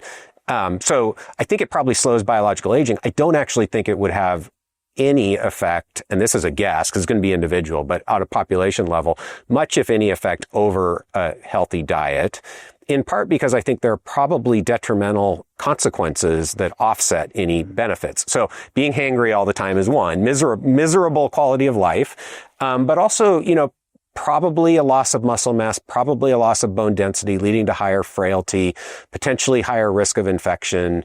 And just, so much of our social environment is tied up in food that you're going to lose, I would guess, out on some of the social benefits that we accrue from eating with other people. So that's kind of where I land. Like, I'm not a proponent of recommending caloric restriction for people. Yeah, I think that's true as well. And I think we often don't talk about the downsides. Yeah. And they did in this calorie, which is a tortured acronym, quite clever, but see what they did there, study. I think someone had to drop out because of anemia, so they lost a lot of iron in their blood. Someone had to drop out because they noticed their bones were getting thinner than they would have liked. Like, this was a fairly large study. It's not as though 2 or 3 or 5 dropouts is a massive deal. And that was relatively modest caloric restriction. Yeah. It was 20%. Well, they were aiming for 25, but they only actually managed 12. Yeah. So, firstly, that shows it's really damn hard. Like, even people who are given very extensive meal guides and training and all this sort of stuff were only able to knock 12% off their calories. Most of their health markers went in the right direction, but it's hard to recommend this without having a doctor helping you because, you can't tell if your bone mineral density has gone down until you fall and break your hip. And then that's really, really serious. You can't measure it. Yeah, but as in without the help of a medical professional. Right, you can't sit at home and be like, oh gosh, I'm feeling very anemic today. Yeah, actually these days, I don't know about in the UK or in Germany, but in the US, you can go get a DEXA scan without a doctor's your doctor giving a prescription. I think that's right here as well. And I think that the challenge is you require like quite a high level of understanding and autonomy to be able to do that. So let's come back to that. I want to finish the lifestyle piece. So we talked about diet. What else would you recommend to people? Exercise, cardio and strength. I think, strength is certainly something I've neglected historically. I think I didn't grow up in the gym. And so I found the whole place a bit intimidating. And thankfully, I've been trying to do that. I'm probably going to the gym once a week now. Actually, I've got a bit of a rhythm on it now, but it's something that takes a while to get into because when I go for a run, I can stick on a podcast. I can run as long as I want. The weather's lovely. I really enjoy it. Whereas in the gym, I'm like, which of these machines, what weights and what do I pick up? And I think trying to find a way to make that work, be it getting a personal trainer, I've found a friend who can help me out with this stuff.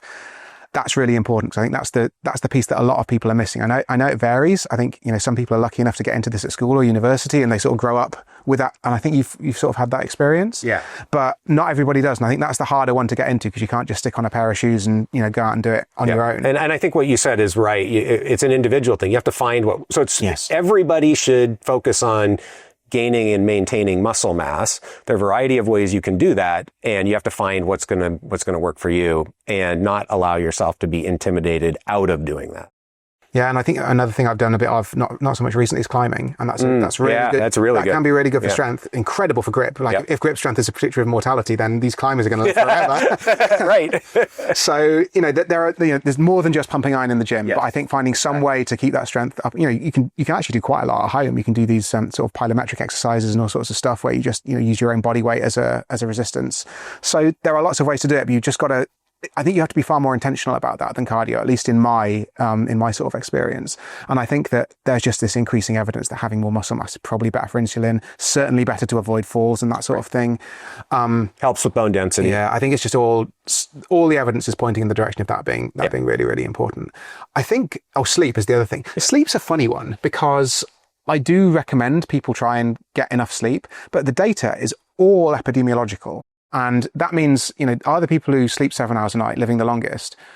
So firstly, the interesting thing that a lot of people don't talk about is a sort of U-shaped curve. Yes. And actually getting 9 hours of sleep a night is more damaging than getting 4 hours of sleep. Don't worry, there's a qualification associated with worse health outcomes. Exactly. So, and is it because, one should not be seeking to get 9 hours of sleep, or is it because people who are unwell need to get all that sleep to, rest and recuperate? And I mean, I do think it's almost impossible to dissociate that latter explanation, particularly in older populations, because one of the things that's very common is as people are getting in the last couple of years of their lives, they spend 12 hours a day in bed, and that will skew the numbers. So that's at least part of that explanation. But it's an interesting, could there be some sort of causal relationship there? It's possible. Yeah, I think it's really challenging, because I think with exercise and with nutrition, we can do some slightly more causal mechanistic, we don't know how exercise and nutrition work, but I feel like we've got a bit more of an idea. It's been better studied for sure. I think for the sleep stuff, there's some suggestive evidence, like this idea that, I think it's about 10 years old now, but this lymphatic system that clears out our waste products in our brain when we get into deep sleep phases. That convinces me that probably sleep is worthwhile. Right. And honestly, there's another aspect. This is the opposite of the calorie restriction. I just feel better after a night's sleep. Quality of life is going to probably be better if you get enough sleep. I feel like that's important. But it's really hard to distinguish, because, people who sleep 4 hours a night, I feel terrible on 4 hours of sleep, but some people can manage it. But the question is, are those people sleeping 4 hours a night out of choice? Or are they doing it because they're working shift work and, they have loads of other things that are going to have a negative impact on their health? They're probably eating worse. They're probably getting less exercise.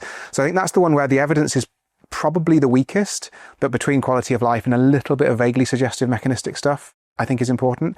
But I do really think those are the main pillars by some distance. I agree. The only thing we add at OptiSpan is connection, and the human relationship component, as well as sort of your own personal sense of purpose as a fourth pillar, right? And I think there's accumulating data that people who have better and more relationships, especially as you get older, are at least at lower risk of mortality.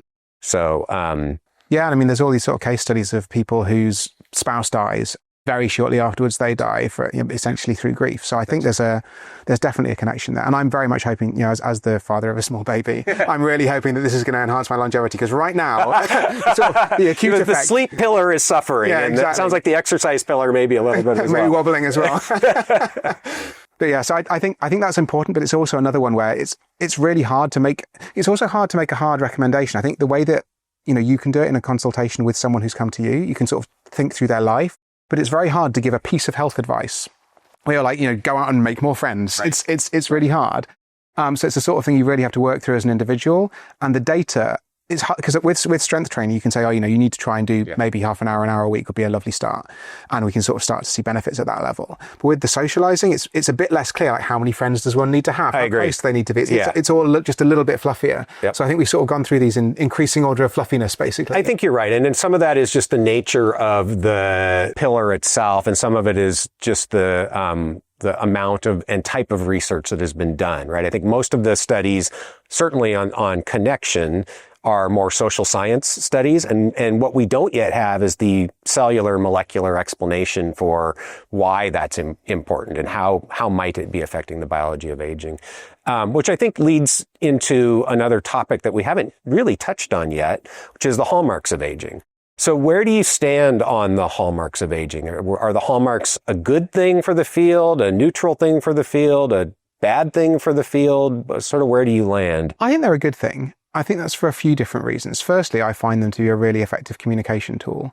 And actually, although my origins are in science, I love the science, I think fundamentally longevity, as we were talking about earlier, its biggest problem is a communications problem. And I think being able to explain to people, we have this list of things that we think cause some significant subset of the aging process is a useful thing to be able to point to. If I can say we accumulate these things called senescent cells, we can get rid of them, it makes the mice healthier and live longer. That's a really simple story that shows that we're hitting something that's much more fundamental than treating cancer. So I think just from a purely communications point of view, definitely positive. I think from a science point of view, I've got quite mixed feelings. I think, I know your position on this is that there's much more outside the hallmarks, and I would agree with that. But I also think we've got this strange situation because of the paucity of funding in the field, where we haven't really explored the hallmarks very thoroughly either. I think arguably senescent cells are getting a reasonable amount of investment. I think there's been interest within public funded science. There's also been interest from, biotechs have been funding this. They've got some quite significant investments. I think if senolytics, the drugs that remove these cells, are going to work, we've probably got a good chance of finding out. I think epigenetic reprogramming, I have no idea why that captured the zeitgeist quite as much as it did, because I cannot imagine how we're going to turn that into a pill. But let's see. I hope with 3 or 5 billion Altos can work that out. But for some reason, I feel like Altos and a number of other really big privately funded firms have got a fairly good chance of making this happen. Yes, I would agree.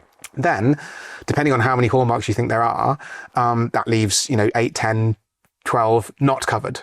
Like we're sort of learning a bit about the microbiome. Right. We're doing, is anyone doing anything on like DNA damage that's anywhere close to clinical application? Not really. There are various things you can pull from different fields. I think we understand a bit about, say, protein aggregation in the context of Alzheimer's, which we might be able to cross-apply to other kinds of proteins that aggregate in aging. But I really feel like I'm scrabbling around trying to talk about what we're doing on the other hallmarks. And I absolutely agree. The hallmarks, although we present them as a list, they're a network. It's clearly a complicated interacting system of which these are some kind of nodes. There are nodes in between that can influence multiple hallmarks. I think mTOR, the target of rapamycin, is one of those. And I think we need to explore this network in order to really make a big dent in aging. I think if we tackle individual hallmarks, we might have small incremental effects. Right. But if we can understand that network, and so where that leads me to is that I actually wish we were doing more work on the individual hallmarks. And the reason I say that is if we want to understand the network, wouldn't it be great if we had 3 interventions that could target each of those nodes that we've identified?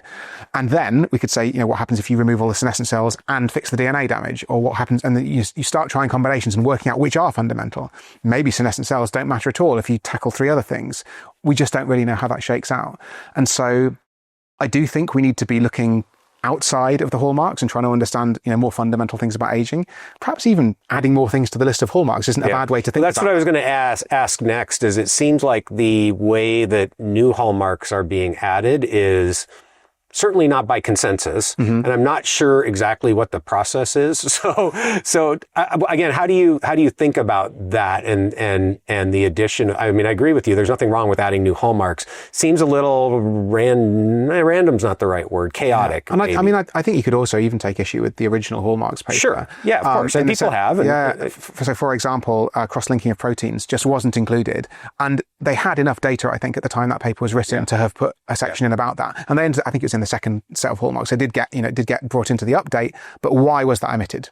Obviously, it's the opinions of those, was it 5 authors or something like that on the paper? Yeah, 4, I think, on the first Yeah, paper. So they're very, well. Nothing wrong. And I'm not at all critical of the initial set or even the second set, really, in terms of what was added, other than it's an incomplete set and some things could have been in there that weren't in there that would meet all the criteria. So. I think it's a very useful concept, the idea of breaking up aging into these bits. And I think if someone were to bestow me with a few $1 billion, what I'd probably do is assemble a sort of crack team of scientists to try and make what we think is our best list. And there are a variety of reasons to include things on the list, in the sense that, or reasons to rank things perhaps on the list. Because obviously, is it a hallmark is the first question, but how likely do we think it is to be tractable or druggable, or whatever you think we need to turn these things into more interventions. Pragmatic sort of view. There are going to be some questions, and also to what extent are different things being tackled by public versus private sector? Because I think the senolytics are at a stage where they are legitimately investable. There are companies where if I were a P in a venture capital fund, maybe I would think that was a useful place to put my money. I don't understand how epigenetic reprogramming got into that position, but thankfully it does seem to have had a huge influx of private cash. But there are some things which I think are sufficiently far from the clinic that it's very clear that public or philanthropic money is needed. And given that, I think that perhaps they should be ranked higher on the list. If this were to be some mission-orientated, either massive philanthropic organization or a government trying to work out where to put its money, I'd certainly think about that as well. Yeah, that makes sense. So epigenetic reprogramming obviously is a very hot topic in the field right now. Why do you question whether it's going to be clinically actionable? Well, the ways this was originally discovered, let's rewind completely in case people aren't familiar with what it is. The idea was that back in the mid-2000s, a guy called Yamanaka was inserting additional genes into cells to try and turn back the clock, to turn them into very, very early stage stem cells called pluripotent stem cells, the sort of cells that you find right at the beginning of human life when the egg meets the sperm. And he found that, or him and his team, they tested loads and loads of different genes. They had a collection of 24. They whittled it down to 4. And these 4, what are now called Yamanaka factors, could turn, you could get a cell from me, you could get a cell from Matt, you could get a cell from, I think, a 114-year-old woman is the oldest it's been done from, and turn its clock back. And as far as we know, like, many properties of those cells are the same as a cell that you would pluck out of an early embryo, which is an incredible piece of science. So the obvious question is, this is turning back what we call a developmental clock. So these cells can then go on to develop into any kind of cell in the body. Does it also turn back the aging clock? And that's, something that might be more therapeutically useful. And it turns out, firstly, it does, which is fantastic news, or at least seems to. And secondly, it does so before the developmental clock goes back, because there's no reason to, these processes could happen in parallel. It could be that the developmental clock goes back first, then it cleans up the aging-related damage at the end. It seems as though if you turn on these factors, rather than having them permanently activated and turning something all the way back to the start, if you have them on, and in mice it's 2 days a week, they effectively turn them on at weekends, then you seem to be able to rejuvenate some aspects of those mice's biology. And when you say turning back the aging clock, what does that actually mean? Well, we know that it changes the epigenetic clock, and that's kind of obvious because what we're doing is called epigenetic reprogramming. Right. But it also seems to improve lots of other aspects of cellular behavior, and the one that I think has been best demonstrated is the mitochondrial function, so the function of these little power plants inside the cell. They're not obviously connected to the methylation on the DNA and the genome, and yet their function appears to improve. The cells look more youthful by most markers. And so that suggests there's something more fundamental going on. Are they chucking out the old damaged mitochondria? Is there just some selection effect where cells that have old damaged mitochondria aren't managing to turn the clock back? I think that's hard to answer. Yeah, exactly. And telomeres are extended as well. Exactly. So several hallmarks seem to be improved. The one that I have yet to see anybody really argue is the DNA damage. I mean, that's surely, yeah. Because how are you going to fix the mutations by fixing the epigenome? But otherwise, maybe you're resetting the hallmarks of aging as we understand them now. DNA damage, it's interesting that I think if you do this to cancer cells, they do stop being so cancery. It's not obviously that you fix the mutations, right, but they seem to behave in a slightly more normal way, which is kind of interesting. It's as though you're restoring some degree of order. It is, although I think what is often not appreciated is when you do these experiments in cells in the laboratory, it's a population of cells, right? 10 to the 6 cells, or how many ever are in the dish. It's a tiny fraction that actually get reprogrammed. And so in that context, as well as normal cells, are you just selecting the cells that have a certain favorable property, and the cells that aren't selected are killed through the reprogramming protocol, right? So the way to be a bit more optimistic about this is it does extend lifespan in mice. Yes, not by a huge amount. Yeah. But it does seem to in real animals. Although I think there's just one study so far. So again, let's see how reproducible that is. But I believe that will be true. I think that's probably true. Yeah. The reason I don't necessarily see how it's going to be commercialized is these were germline edited mice. These genes were edited at the start of their biological lives, and then the genes were created. The genes were edited in such a way as they could activate them. I think it's normally with an antibiotic, right? And so they give them this antibiotic and it activates the genes, and then they can do that on a periodic basis. Obviously, you and I, probably most of the people listening to this, we cannot go back and do a germline edit right at the very start, before you were born. So, could we do this with small molecules? There's some evidence. People are working on that. Yeah. Maybe I'm wrong, and this is going to turn out to be fairly straightforward. Yeah. But I think it's interesting to know how well this is going to work. And there's also sort of, because the other way to do it would be gene therapy. But the problem we've got with gene therapy at the moment is delivery. And that might actually turn out to be the same with the small molecule drugs as well. The classic issue with gene therapy is, say you inject some gene therapy, it all ends up in your liver, because your liver is an organ designed to clear up your blood. And so when you inject all this foreign stuff, the liver essentially does, cleans up shop and ends up taking it all in. The problem is, and I believe this has been shown now, that liver cells are some of the ones that are least amenable to this reprogramming. So if you reprogram them even a tiny bit, they start to behave in aberrant ways. Whereas there are other parts of the body which might not even get a dose of the gene therapy is the first problem. But secondly, they need more reprogramming. Yeah. And it's the liver that's going to get the most of it. And you might find a similar phenomenon with drugs. And I think they found this with the senolytics, certainly. They identify a particular gene target where they want to remove those aged senescent cells. And they find that the way the drug gets delivered is different in different parts of the body. And so when they do a gene therapy that was done at birth, it causes a certain pattern of senescent cell removal. And then with a drug, it causes a different pattern of cell removal. And I suspect the same will be true with the reprogramming.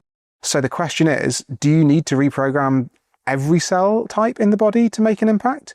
Is there some subset that's most important? Can we target that subset if that's the case? I feel like there's quite a lot of questions. And the simplest way to do this, simplest is an odd word, but let's go with that, would be to do gene therapy. And we can't currently do full body somatic gene therapy. Right. So I hope we can work out how to do this with our sort of puny 2020s biotechnology. But I sometimes describe this as like a technology that's fallen through a wormhole from the future. Because if there was some way to have all of our cells suddenly have copies of these genes that we could activate at will, perhaps we could do some really cool biology. But given that we don't have that, can we somehow work out a way to make it work, today? Yeah, I'm maybe a little bit more optimistic. I think the way this will evolve is you'll have partial epigenetic reprogramming for specific severe conditions in specific parts of the body. That it'll get worked out there.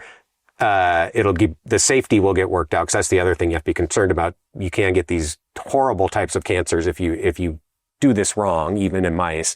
And then that technology will evolve to the point, I don't know if we'll ever get whole body, I shouldn't say ever, in the near future, if we'll get whole body partial epigenetic reprogramming. But I think we will get targeted uses.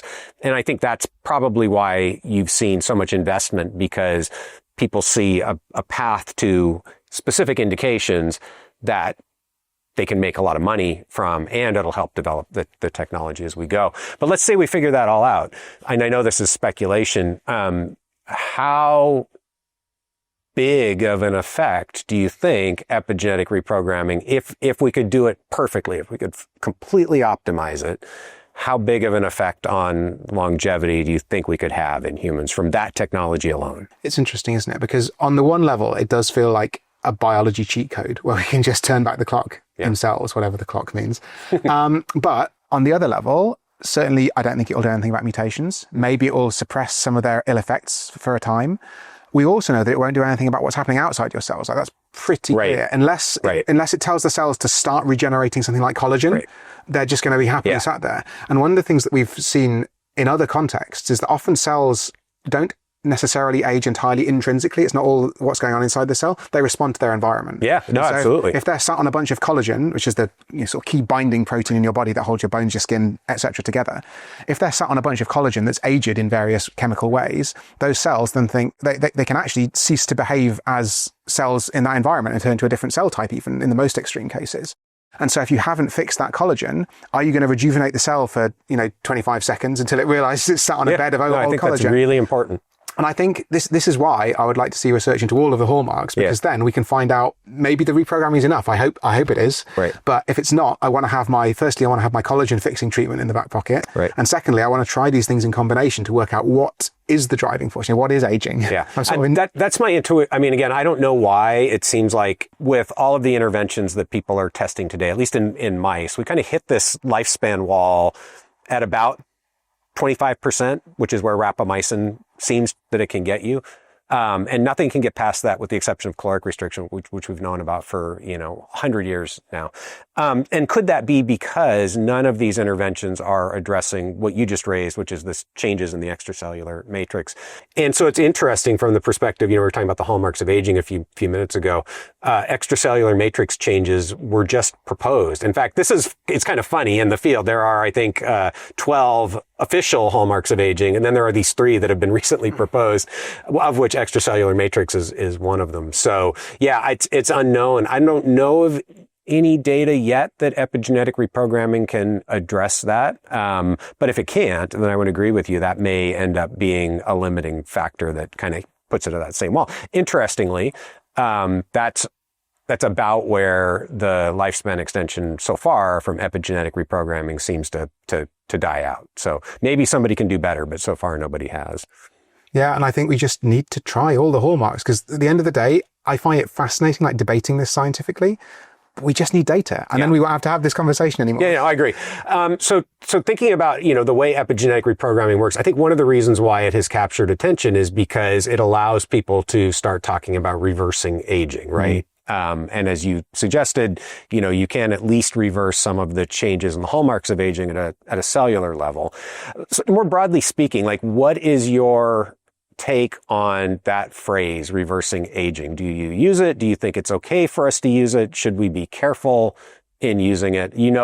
well, I assume you know where I stand on this, which is that I think it's a mistake for scientists to talk about reversing aging unless we actually do that. But do you think it's okay? I do use it sometimes. I qualify it. I sometimes say something like, we've got dozens of treatments in the lab that can slow down, maybe even reverse. And so that's a little bit more careful. And I actually think that's fine. It's an interesting question, because I sometimes describe, when I'm talking about the effect of senolytics in mice, I sometimes talk about that as effectively reversing aging. And again, that effectively is doing a little bit of work for the scientists, sort of nod to the scientists in the room.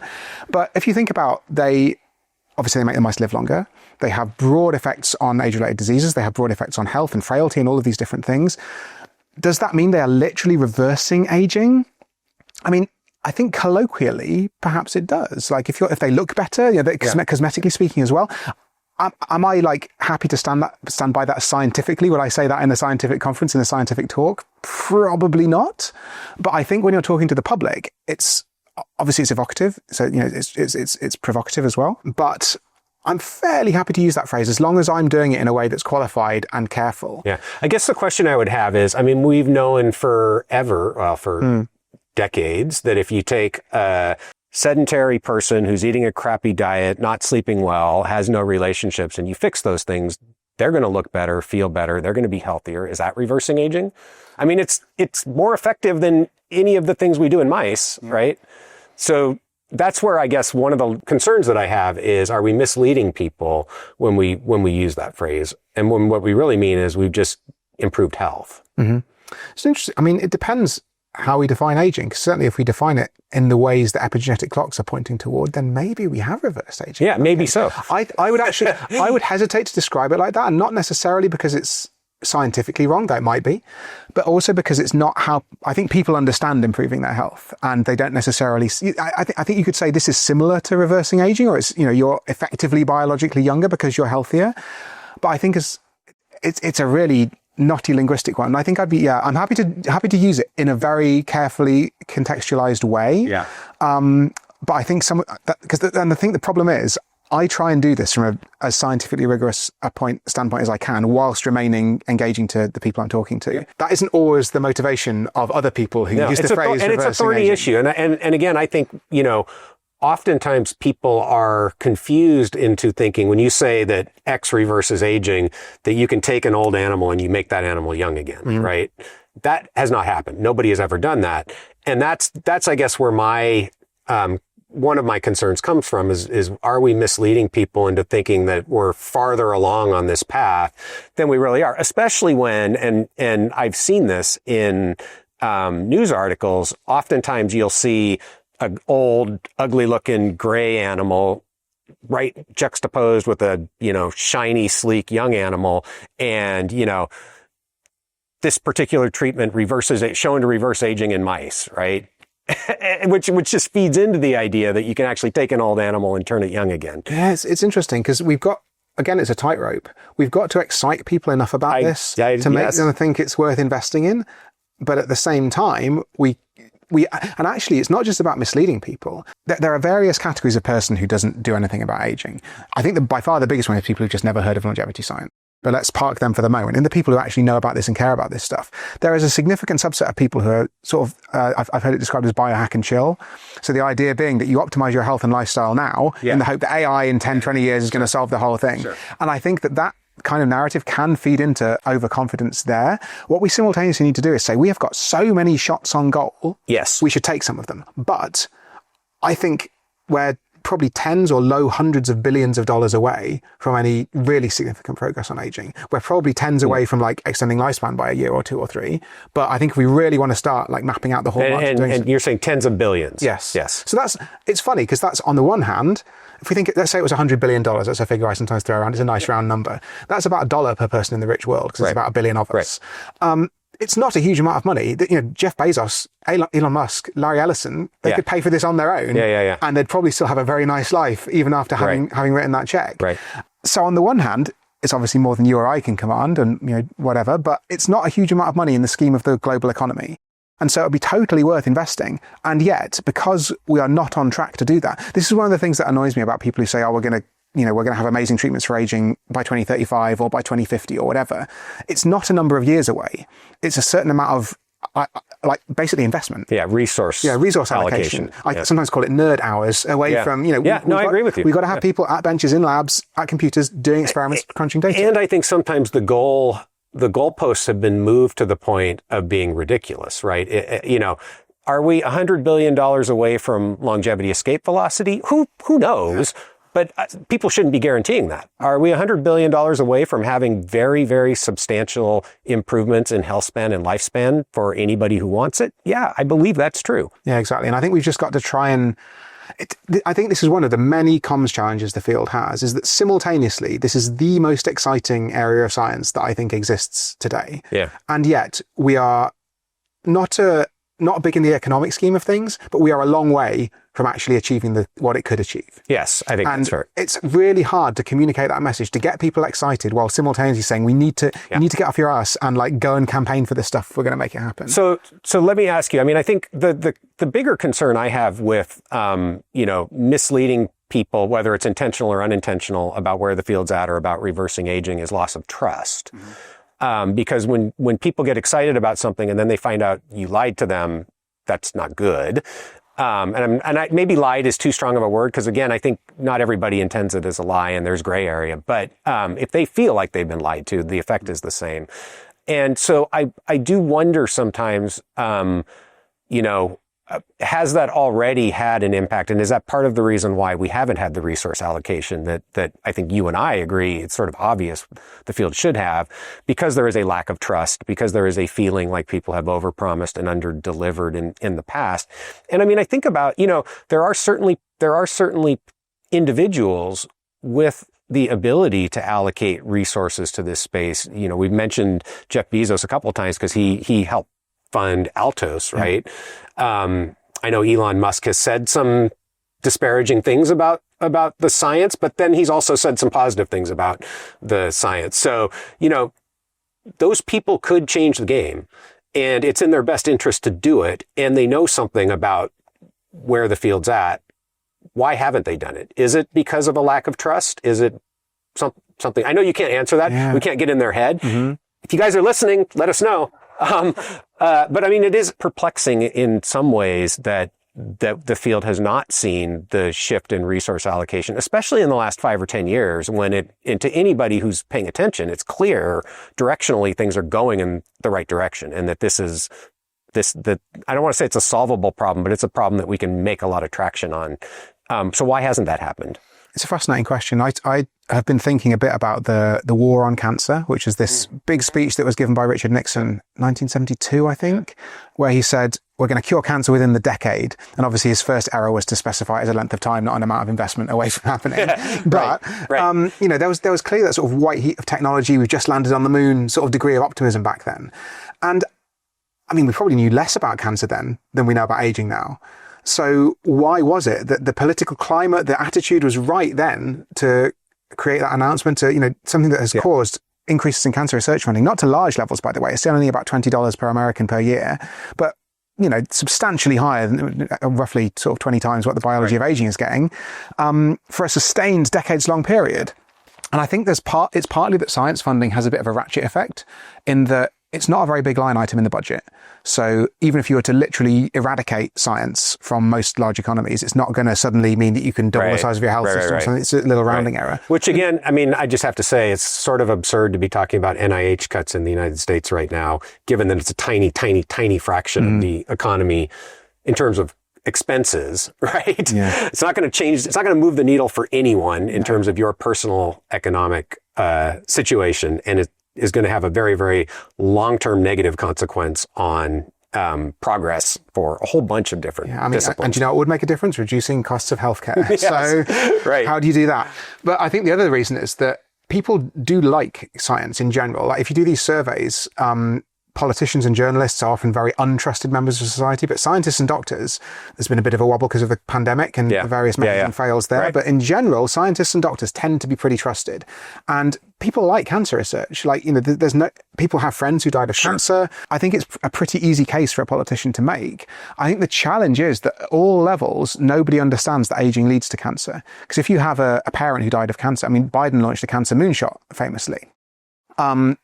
And it's because politicians have friends and relatives who die of a particular disease, and they don't see the aging process that caused it. So I think it's just really it's just a communication. I think that's true historically, for sure, right? And that, again, that takes time to change mindset around, what is going to give us the biggest opportunity to prevent these diseases rather than waiting until people already get them, in terms of improving health. And there are individuals who could really move the needle, who you could argue they have started to, right? But it just hasn't happened at the scale that you might anticipate, and maybe it will in the future. And I'm not really sure why that's the case at this point. I really do think it's hard for us to imagine how little most people know about this stuff. And I think that's a real fundamental blocker.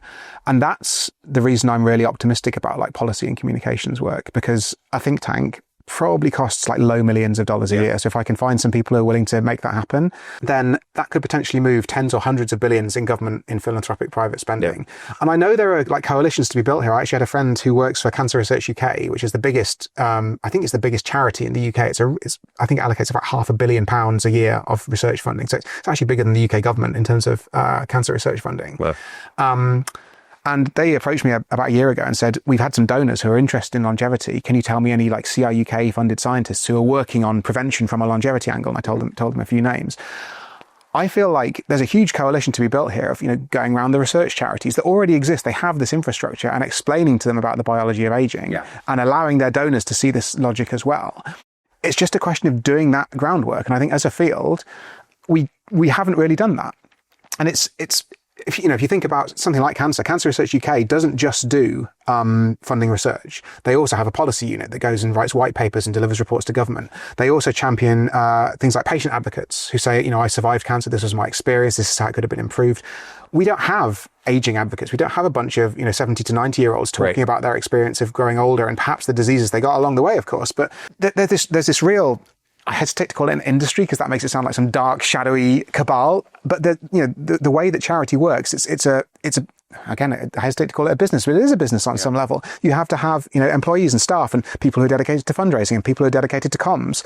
And we don't have that in longevity. We've got a few small organizations. The A4LI is obviously starting to do some cool stuff in the US. There's the Academy for Health and Lifespan Research doing some great comms on the science side. But they're all quite small organizations. If you compare them to like the size of the pharma lobby, for example, that's the other point I was going to add is and you brought up A4LI. I think what we absolutely haven't had in the past is any sort of political traction or lobbying effort. And, again, lobbying has a bad name for good reason. I'm not a big fan of the way the whole lobbying industry controls politics, at least in the United States. And when you're looking at investment to catalyze resource allocation, it's hard to argue that that's the place where you're going to get the biggest bang for the buck, or at least one in terms of shifting the way the government spends money. So we're starting to see that with A4LI. Hopefully that can have an impact as well. Yeah, it's the scale of the multiplier that excites me. And it's not just policy stuff, but it's comms as well. So for example, making a really big, beautiful, splashy documentary about aging. I don't really feel there's been one. There was that one with Chris Hemsworth, but it wasn't as sciencey. Or people point to the Brian Johnson, Netflix one. Again, I'm not sure that had a net positive impact on the reputation of the field, right? My dentist did see it. But it's what sells. Yeah, no, I've talked to a lot of people who've seen it. It certainly got eyeballs. The question is that a positive thing overall for, the broader goal? Mm-hmm, exactly. But creating such a thing, of the style that I think you and I would more like to see, maybe a few $1 million if you made it as beautiful and gorgeously shot as possible. And if that then disseminates that message out to the public. And the frustrating thing is, I mentioned earlier, I can't think of a silver bullet. The reason is, firstly, nobody knows about this stuff, and that's the fundamental problem. But even if you were to do a sort of laser strike and just go and tell the policymakers, they need to respond to their constituents. So they need to at least have the feeling that they've got enough of their constituency who are interested in this science. If they get a few hundred letters from constituents saying, I'm really interested in longevity science, I think you should invest in it. Maybe that would start to make them think, there's a bit of a groundswell of popular support. I've heard of and understood this now, and I think it's worthwhile. Therefore, it's going to happen. And so there's no, unfortunately, there isn't just a handle that we can find and pull that's going to open the spigot and get all the money flowing. It's this multi-level thing where we have to try and convince huge numbers of different, I hate this word stakeholders, but huge numbers of different stakeholders across industry, across politics, across society. And it's going to be a society-wide vibe shift I think that it needs. And I don't think we need to convince every last man, woman and child on the planet, because otherwise I think this would be a hopeless quest. But I think we just need to get some critical mass. And the ways in which we would get that critical mass are very cheap. And then if you think, you spend a few million doing policy work and doing some really good comms, and then that multiplies up to billions in government funding, and then that multiplies up to trillions in economic benefits, I think this could be one of the highest leverage ways that we can make the world a better place. Yeah. So I know you've thought a lot about this. Given all that, what's your 30-second elevator pitch when you get in front of the right person or people? I would say aging causes, depending on the country I'm in, probably 90% of deaths, whoever I'm speaking to. We now know that it's behind, the cancer, the heart disease, the Alzheimer's. We all know that older people are more likely to get these things. We know that the biology of aging drives that. And we have dozens of ways in the lab to slow down, maybe even reverse this process. So we should probably invest some more in the science. It's currently getting about $1 per year per person in the US. And if we invested more in that science, we could find ways to save the healthcare system money, to help people stay healthy and engaged in society for longer. It's a win-win-win. So something like that. So if you had to name one thing that's currently in the pipeline that we haven't talked about that you feel has the potential to really shift the trajectory in aging science going forward, what would that be and why? I'd give a massive maybe. And I mean a maybe in the sense of could be hugely optimistic, could be a total dud, to AI. Obviously, everyone's talking about that these days for a variety of different reasons. I'm very excited about it because it's clear that AI can understand on some level. Again, that's a loaded word, but we'll leave that for another day. Yeah, I'm not an AI scientist, so I'm not going to get worked up about the imprecise language there. But it can understand on some level biological systems because we've got this technology AlphaFold developed by DeepMind that can predict the structures of proteins. So clearly, somehow, this sort of, mathematically speaking, AI is just a massive function fitting machine, and clearly biological functions can be fitted by artificial intelligence. I think that's hugely exciting. I think that's got great potential for us to try and create models to understand human biology. Because I think, we've had this phrase, in fact, I wish I'd used the words AI in my book. I don't think they appear once. It came out just Isn't it crazy how fast things have shifted? What did your book come out? 2021. So 4 years ago, right? And didn't talk about AI. Now that would be at least a chapter, I think. Of course, right? Absolutely. Yeah. And so what I talked about systems biology, which sounds very 90s and 2000s, doesn't it? It's got a real vintage vibe. But that is essentially what we're talking about here. And I think historically, systems biology modeling, which is this idea of trying to create models of whole cells, whole organs, whole bodies, potentially when we string all these things together, it's been very sort of ad hoc. There have been a bunch of smart nerds, trying to sort of plumb these systems together. Whereas now, the way that we do AI, we essentially throw a bunch of data at it and allow it to try and work out how to tie those bits of data together. It actually comes with the disadvantage that we don't always understand what the relationships are between those data points because the AI is how it got there. How it got there. But given that AlphaFold shows us it can interpret biological systems, I'm quite excited by the idea that we could have an AI sort of systems biology model of a human. It probably won't be perfect. It probably won't be modeling every single cell because if you work out the computational horsepower required for that, it's way beyond what we're probably going to have in 2100, unless the super intelligent AI comes and redesigns computation for us. But I think it's probably going to be good enough to start to, we talked about the hallmarks of aging, to try and wire these hallmarks together a bit and understand, how they relate to each other, how knocking down one affects the others and that sort of thing. And that's going to allow us to do some far more intelligent kinds of treatments. So, you've talked a lot about mTOR as this sort of hub that connects together a lot of the hallmarks of aging, obviously in ways that we haven't fully elucidated. Right. AI might be able to shine a light on some other random genetic pathway, or what seems to us at the moment to be a random genetic pathway, which perhaps when combined with another completely random seeming genetic pathway can have a huge combined effect in ways that we just haven't fully anticipated. And I think that it is going to take that kind of modeling for us to really make headway on aging. I think individual treatments and combinations are going to, could make a big enough difference to matter hugely and in time for most people alive today. And I hope that by, feeding some of this data into AI, we can really move the needle on that, on these sort of bigger picture treatments that understand more of the system. The challenge is, and I think this is something that's often forgotten in these discussions. You have people like Demis Hassabis, the guy that's head of DeepMind, got a Nobel Prize last year, for AlphaFold and other technologies. He says he thinks we have a shot of curing all disease in the next 10 years. There have been various similar pronouncements from the heads of the other AI labs. I think, and I'm slightly surprised that Demis Hassabis in particular would say this. I'd quite like to sit down with him and ask him what he's basing this on. He's a very smart guy. Like, he's not just a salesman like some of the other AI lab heads may or may not be. He was, instrumental in creating AlphaFold. That's why he got the Nobel Prize. And so therefore he must know the reason AlphaFold exists is that scientists spent decades, some people would devote their whole PhD to working out the structure of a protein. Right. They would then deposit this structure in something called the Protein Data Bank. There are now 150, 200,000 structures of proteins in the PDB. There was a paper that came out a couple of years ago that estimated, imagine through some terrible tragedy, someone presses delete and the whole database is gone. It would cost about $25 billion to reconstruct it from scratch today. So that's a lot of money. And that's a huge amount of data, these hundreds of thousands of protein structures. If we look at other places where AI has been successful, these large language models that were, a lot of people think is the totality of AI these days. It's certainly what's most commonly meant when people say that. They were trained on maybe 100 million books worth of text, right, like scrabbled from across the internet. I know they stole my book during the training of that, so there is at least some good longevity science in there, I hope. But, they were trained on vast quantities of words. Yeah. If you think about something like AlphaGo, which is another DeepMind AI, that was able to beat the world Go champion at this incredibly complicated game that we thought was essentially uncrackable by computers because combinatorially, a bit like the nutrition stuff, it's too hard to just go through all the options and find out what the answer is. The reason it got so good is because it didn't need data. It was the computer, because this is an entirely abstract game, was just able to play against itself a gajillion times, that's a technical term, and then eventually learn how to play Go incredibly effectively. And so if we want to do that for the biology of aging, I actually think we need to really seriously start prioritizing data collection. I agree. And that's one of the reasons I'm so excited about your WormBot, your million molecule challenge. I think if we want to really get high throughput, worms are the champions of that.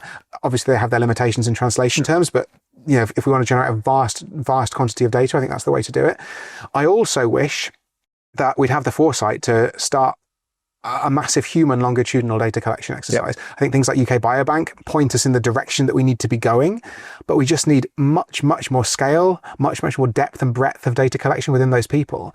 Because the fact is, wouldn't it be terrible if in 10, 15, 20 years time, we have this genius level AI that could potentially solve huge aspects of the aging process for us, and yet it says, look, I could solve this for you, but what I need is we need more data. I need 10 years of human longitudinal data. Yeah. That is by definition going to take 10 years to collect. Right. And if it's 20 or 30 years, we just need to start collecting this yesterday. I'm right there with you. Yeah. And given that the Protein Data Bank cost, let's say $20 billion, the Human Genome Project probably about $10 billion in modern money by the time you've inflation adjusted it. Projects of that scale cost tens of billions of dollars.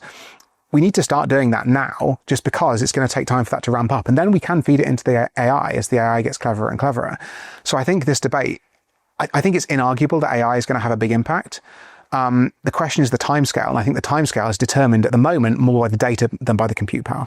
Yeah, I think you nailed it. The only thing I would add is and this is a personal interest of mine. I think in terms of the longitudinal data collection, the place that we can also accelerate, and obviously it's not going to prove for human aging, but where we could accelerate the data collection is in companion animals. And again, there's a win there because people care about their companion animals, but we could do 70 years of human aging in about 10 years in companion dogs and get that sort of, very deep, full life course data set in a large mammal in a decade, right? And it would be obviously much cheaper to do that as well. So, and I agree with you. The limitation probably that we're going to run into with AI for application in aging is just the data breadth and data quality. Mm-hmm. And that's solvable, but we need to start working on it now. Yeah, no, I mean, you've heard of the Human Genome Project. Someone should do the dog aging project. Yeah, something like that. That'd be a good idea. I think someone should get on that. So there's a lot of excitement out there right now, a lot of products being brought to market in the longevity space. I think it can be hard for the average person to know what's real and what's not. So if you could give, the average person advice on what's one red flag that you can point to that they should be aware of when they're trying to evaluate products in the longevity space. Oh man, that's really hard. Because I feel like sometimes I have trouble. Me too. One of the real challenges, again, journalists often approach me and they're like, oh, there's this new supplement. And the answer is almost always, there's not enough data and it's in mice. But in order to verify that, one has to go away and do the legwork. One has to understand enough about a mouse study or be able to interpret a human, maybe an epidemiological study where people have been eating more or less of this vitamin or whatever it is. Yeah. It's not super easy. And often there is a grain of truth to many of the things these influencers say, or a grain of truth to many of these supplements that are launched. There is some population where if people who eat more of that particular supplement, not in supplement form, but in some natural food source, they might live longer or whatever it is. It's really, really tricky. And I think what frustrates me about it is that actually one of the red flags is use of certain bits of what were formerly useful terminology. So for example, the word holistic, this has been gone on for a long time. It's a useful word. Like I think aging treatments are the most holistic of medical treatments. They hit all the parts of your body. And yet if you talk to a holistic medical practitioner, it's often a bit of a red flag. Another one is inflammation. Inflammation is a really, it could be the most important hallmark of aging. I'd certainly be willing to take that position in a debate. And yet, if you hear something that lowers inflammation in your body, it's often bullshit. But it's really, really tricky to separate the sort of... Does longevity fall in that category of a loaded word? So, it increasingly can do. I guess the biggest red flag, or the biggest green flag, is anything that's diet, exercise, sleep. The biggest green flag is most things you probably know already. And if something's surprising, it's probably wrong. And I think that's probably the simplest heuristic you can use, because I think for most people, and especially most people without some kind of either scientific knowledge, medical oversight, various stuff, it probably isn't going to move the needle for them to start taking some experimental drug. It's probably not going to move the needle for them to take a vitamin supplement. I actively recommend against almost all of these things, because the biggest studies we have, for example, antioxidants for a long time were thought to be, I guess that's definitely that's another loaded word. That's another loaded word. Yeah. They were long thought to be a really important thing to slow down aging. Right. The biggest studies we've got now, vitamin C doesn't make you live any longer. I think vitamin E and selenium in this study, this is like a meta-analysis of 300. And he's supplementing. Yeah, supplementing doesn't help. Yeah. So do you take any supplements? The only thing I take is vitamin D, and I don't think it's going to work. I take it on the basis that the cost benefit, there's very, very, very little risk. I take, I think 500 units a day, which is the recommendation of the Endocrine Society. Yeah. I'm clearly not overdosing on vitamin D, and you have to try quite hard to do so. So I'm definitely not. Have you ever measured it? I have once, but then literally a few weeks later, this guideline from the Endocrine Society came out saying we don't recommend measuring the general population. I had an interesting conversation with Brad Stanfield about this in Gestad. Yes. And his position was, you don't need to measure, just take this. He very much believes in following the guidelines. Yes. My position is, if you can measure, you should, because we know something about where the optimal range is. But it's interesting how different people have different perspectives on that. The thing with vitamin D, it's really frustrating, because I can really see both sides of this. I think the supplement trials have been really underwhelming, but there have been very big flaws with the supplement trials. Clearly, if this was a miracle molecule that made you live to 1,000, the signal would have been picked up by the trials. Sure. So it's not in that category. But also clearly, if you look at the guidelines from the Endocrine Society, that's a bunch of people who know more about vitamin D than I do, who've gone away and looked at the literature and decided it's not worth it. Now, the challenge is, and I wish this was something that was more widely done, a lot of these guidelines sort of consider things and particularly national guidelines rather than international society guidelines, consider things in the context of a cost benefit to the healthcare system. That's right. And so they're saying, for example, the UK, it's very straightforward. They have this thing called NICE, the National Institute of Health and Care Excellence. The acronym doesn't quite work, but they say if something will save a quality adjusted life year, so that means a year of life in top quality. That means if you're really ill, really, having a terrible quality of life, it might only be 0.5 qualities per year you live. Anyway, if you can save a quality adjusted life year for £30,000, they will approve that therapy. Now, the question I've then got is, I might be willing to pay more than £30,000 for a year of quality adjusted life.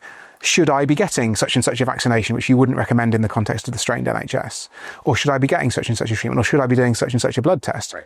And I really wish that there were some bodies that released these analyses and did so with a cost per quality saved. And if money is literally no object, how much does this add to my lifespan potentially? And there are going to be huge error bars on a lot of those estimates, sure, but I think we're just very bad at doing that as a society. I think what you said there is really important. And this is the point that I tried to make with Brad, is that these guidelines are developed at the population level, and they take into account economics. What does this cost versus what they're guessing the benefit's going to be? And that's good. We need those estimates. And for the individual, it may be a very different calculation whether or not you want to get the blood test and supplement to a certain level or not.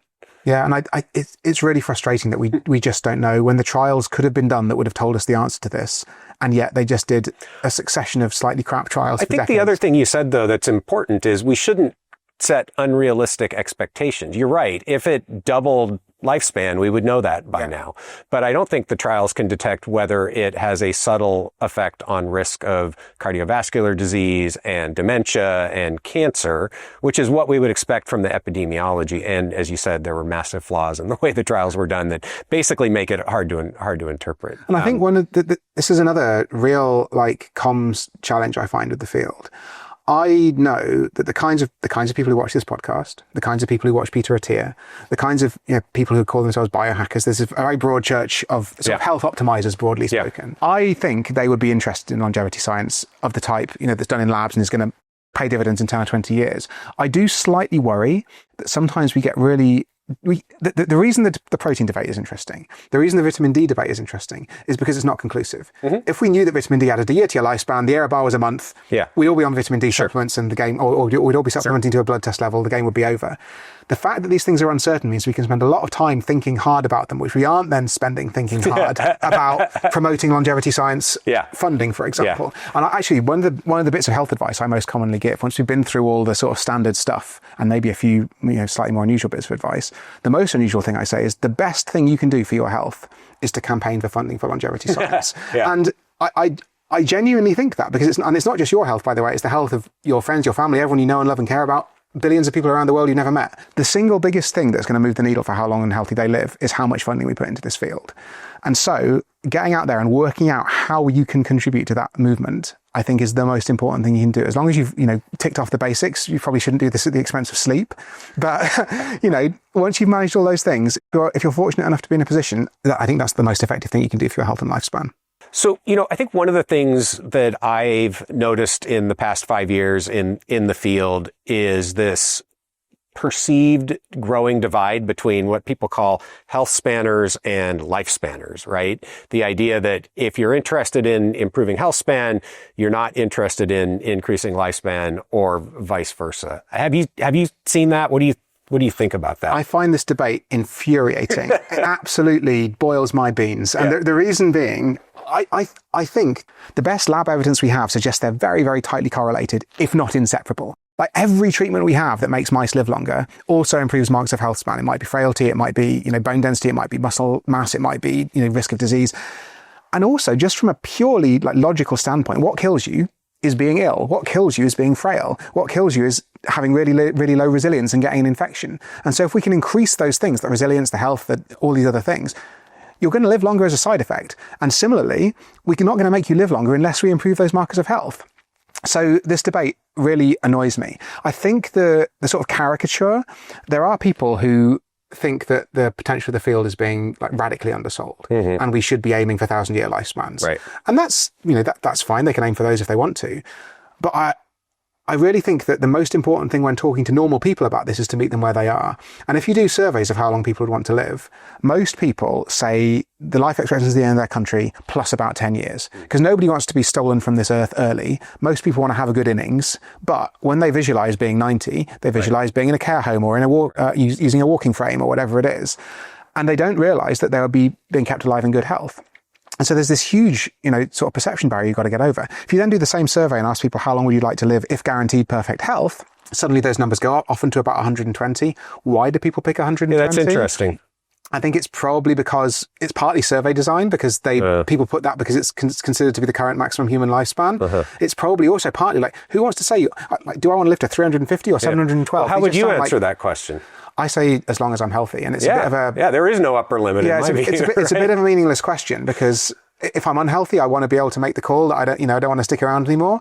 But if I'm healthy, I'm happy, and my friends and family are still here, and there are a lot of assumptions that people immediately are thinking, right, their friends are all going to be dead. But let's assume that the same medical advances apply to the people you care about, right? Yeah, which would be pretty weird if it didn't as well, to be honest. But I mean, there are loads of films where the premise is some tortured immortal soul living on as all of their friends around them die, and they're constantly having to reinvent themselves. It's there's such a trope, and immortality in popular culture is almost always portrayed badly. Like Lord Voldemort was immortal because he'd split his soul into 7 pieces by killing loads of wizards. And it's we don't have any I can't think of a single piece of actually popular culture where sort of long lifespans are celebrated. They're almost always seen as some kind of curse. Right. And I think we've got to break that illusion for people. But at the same time, I think when you're actually talking to people on the everyday basis, it's fun to chat about like immortality and these sort of hypothetical ideas. And I think it is worth disabusing people of the idea that living a long time is somehow intrinsically bad. Yeah. But at the same time, although I don't necessarily call it that, I think talking to people about Healthspan is by far the more convincing. Absolutely. And I think it's the place where right now we know enough to be confident we can have an impact in the short to medium term. Yeah. Right? So it means we end up not misleading people. That's right. Yeah. Well, this has been super fun. Thank you so much for joining me today. And I'm really looking forward now to seeing Berlin. Yeah, let's go. Willkommen in Berlin. Let's go and have a good time. Awesome.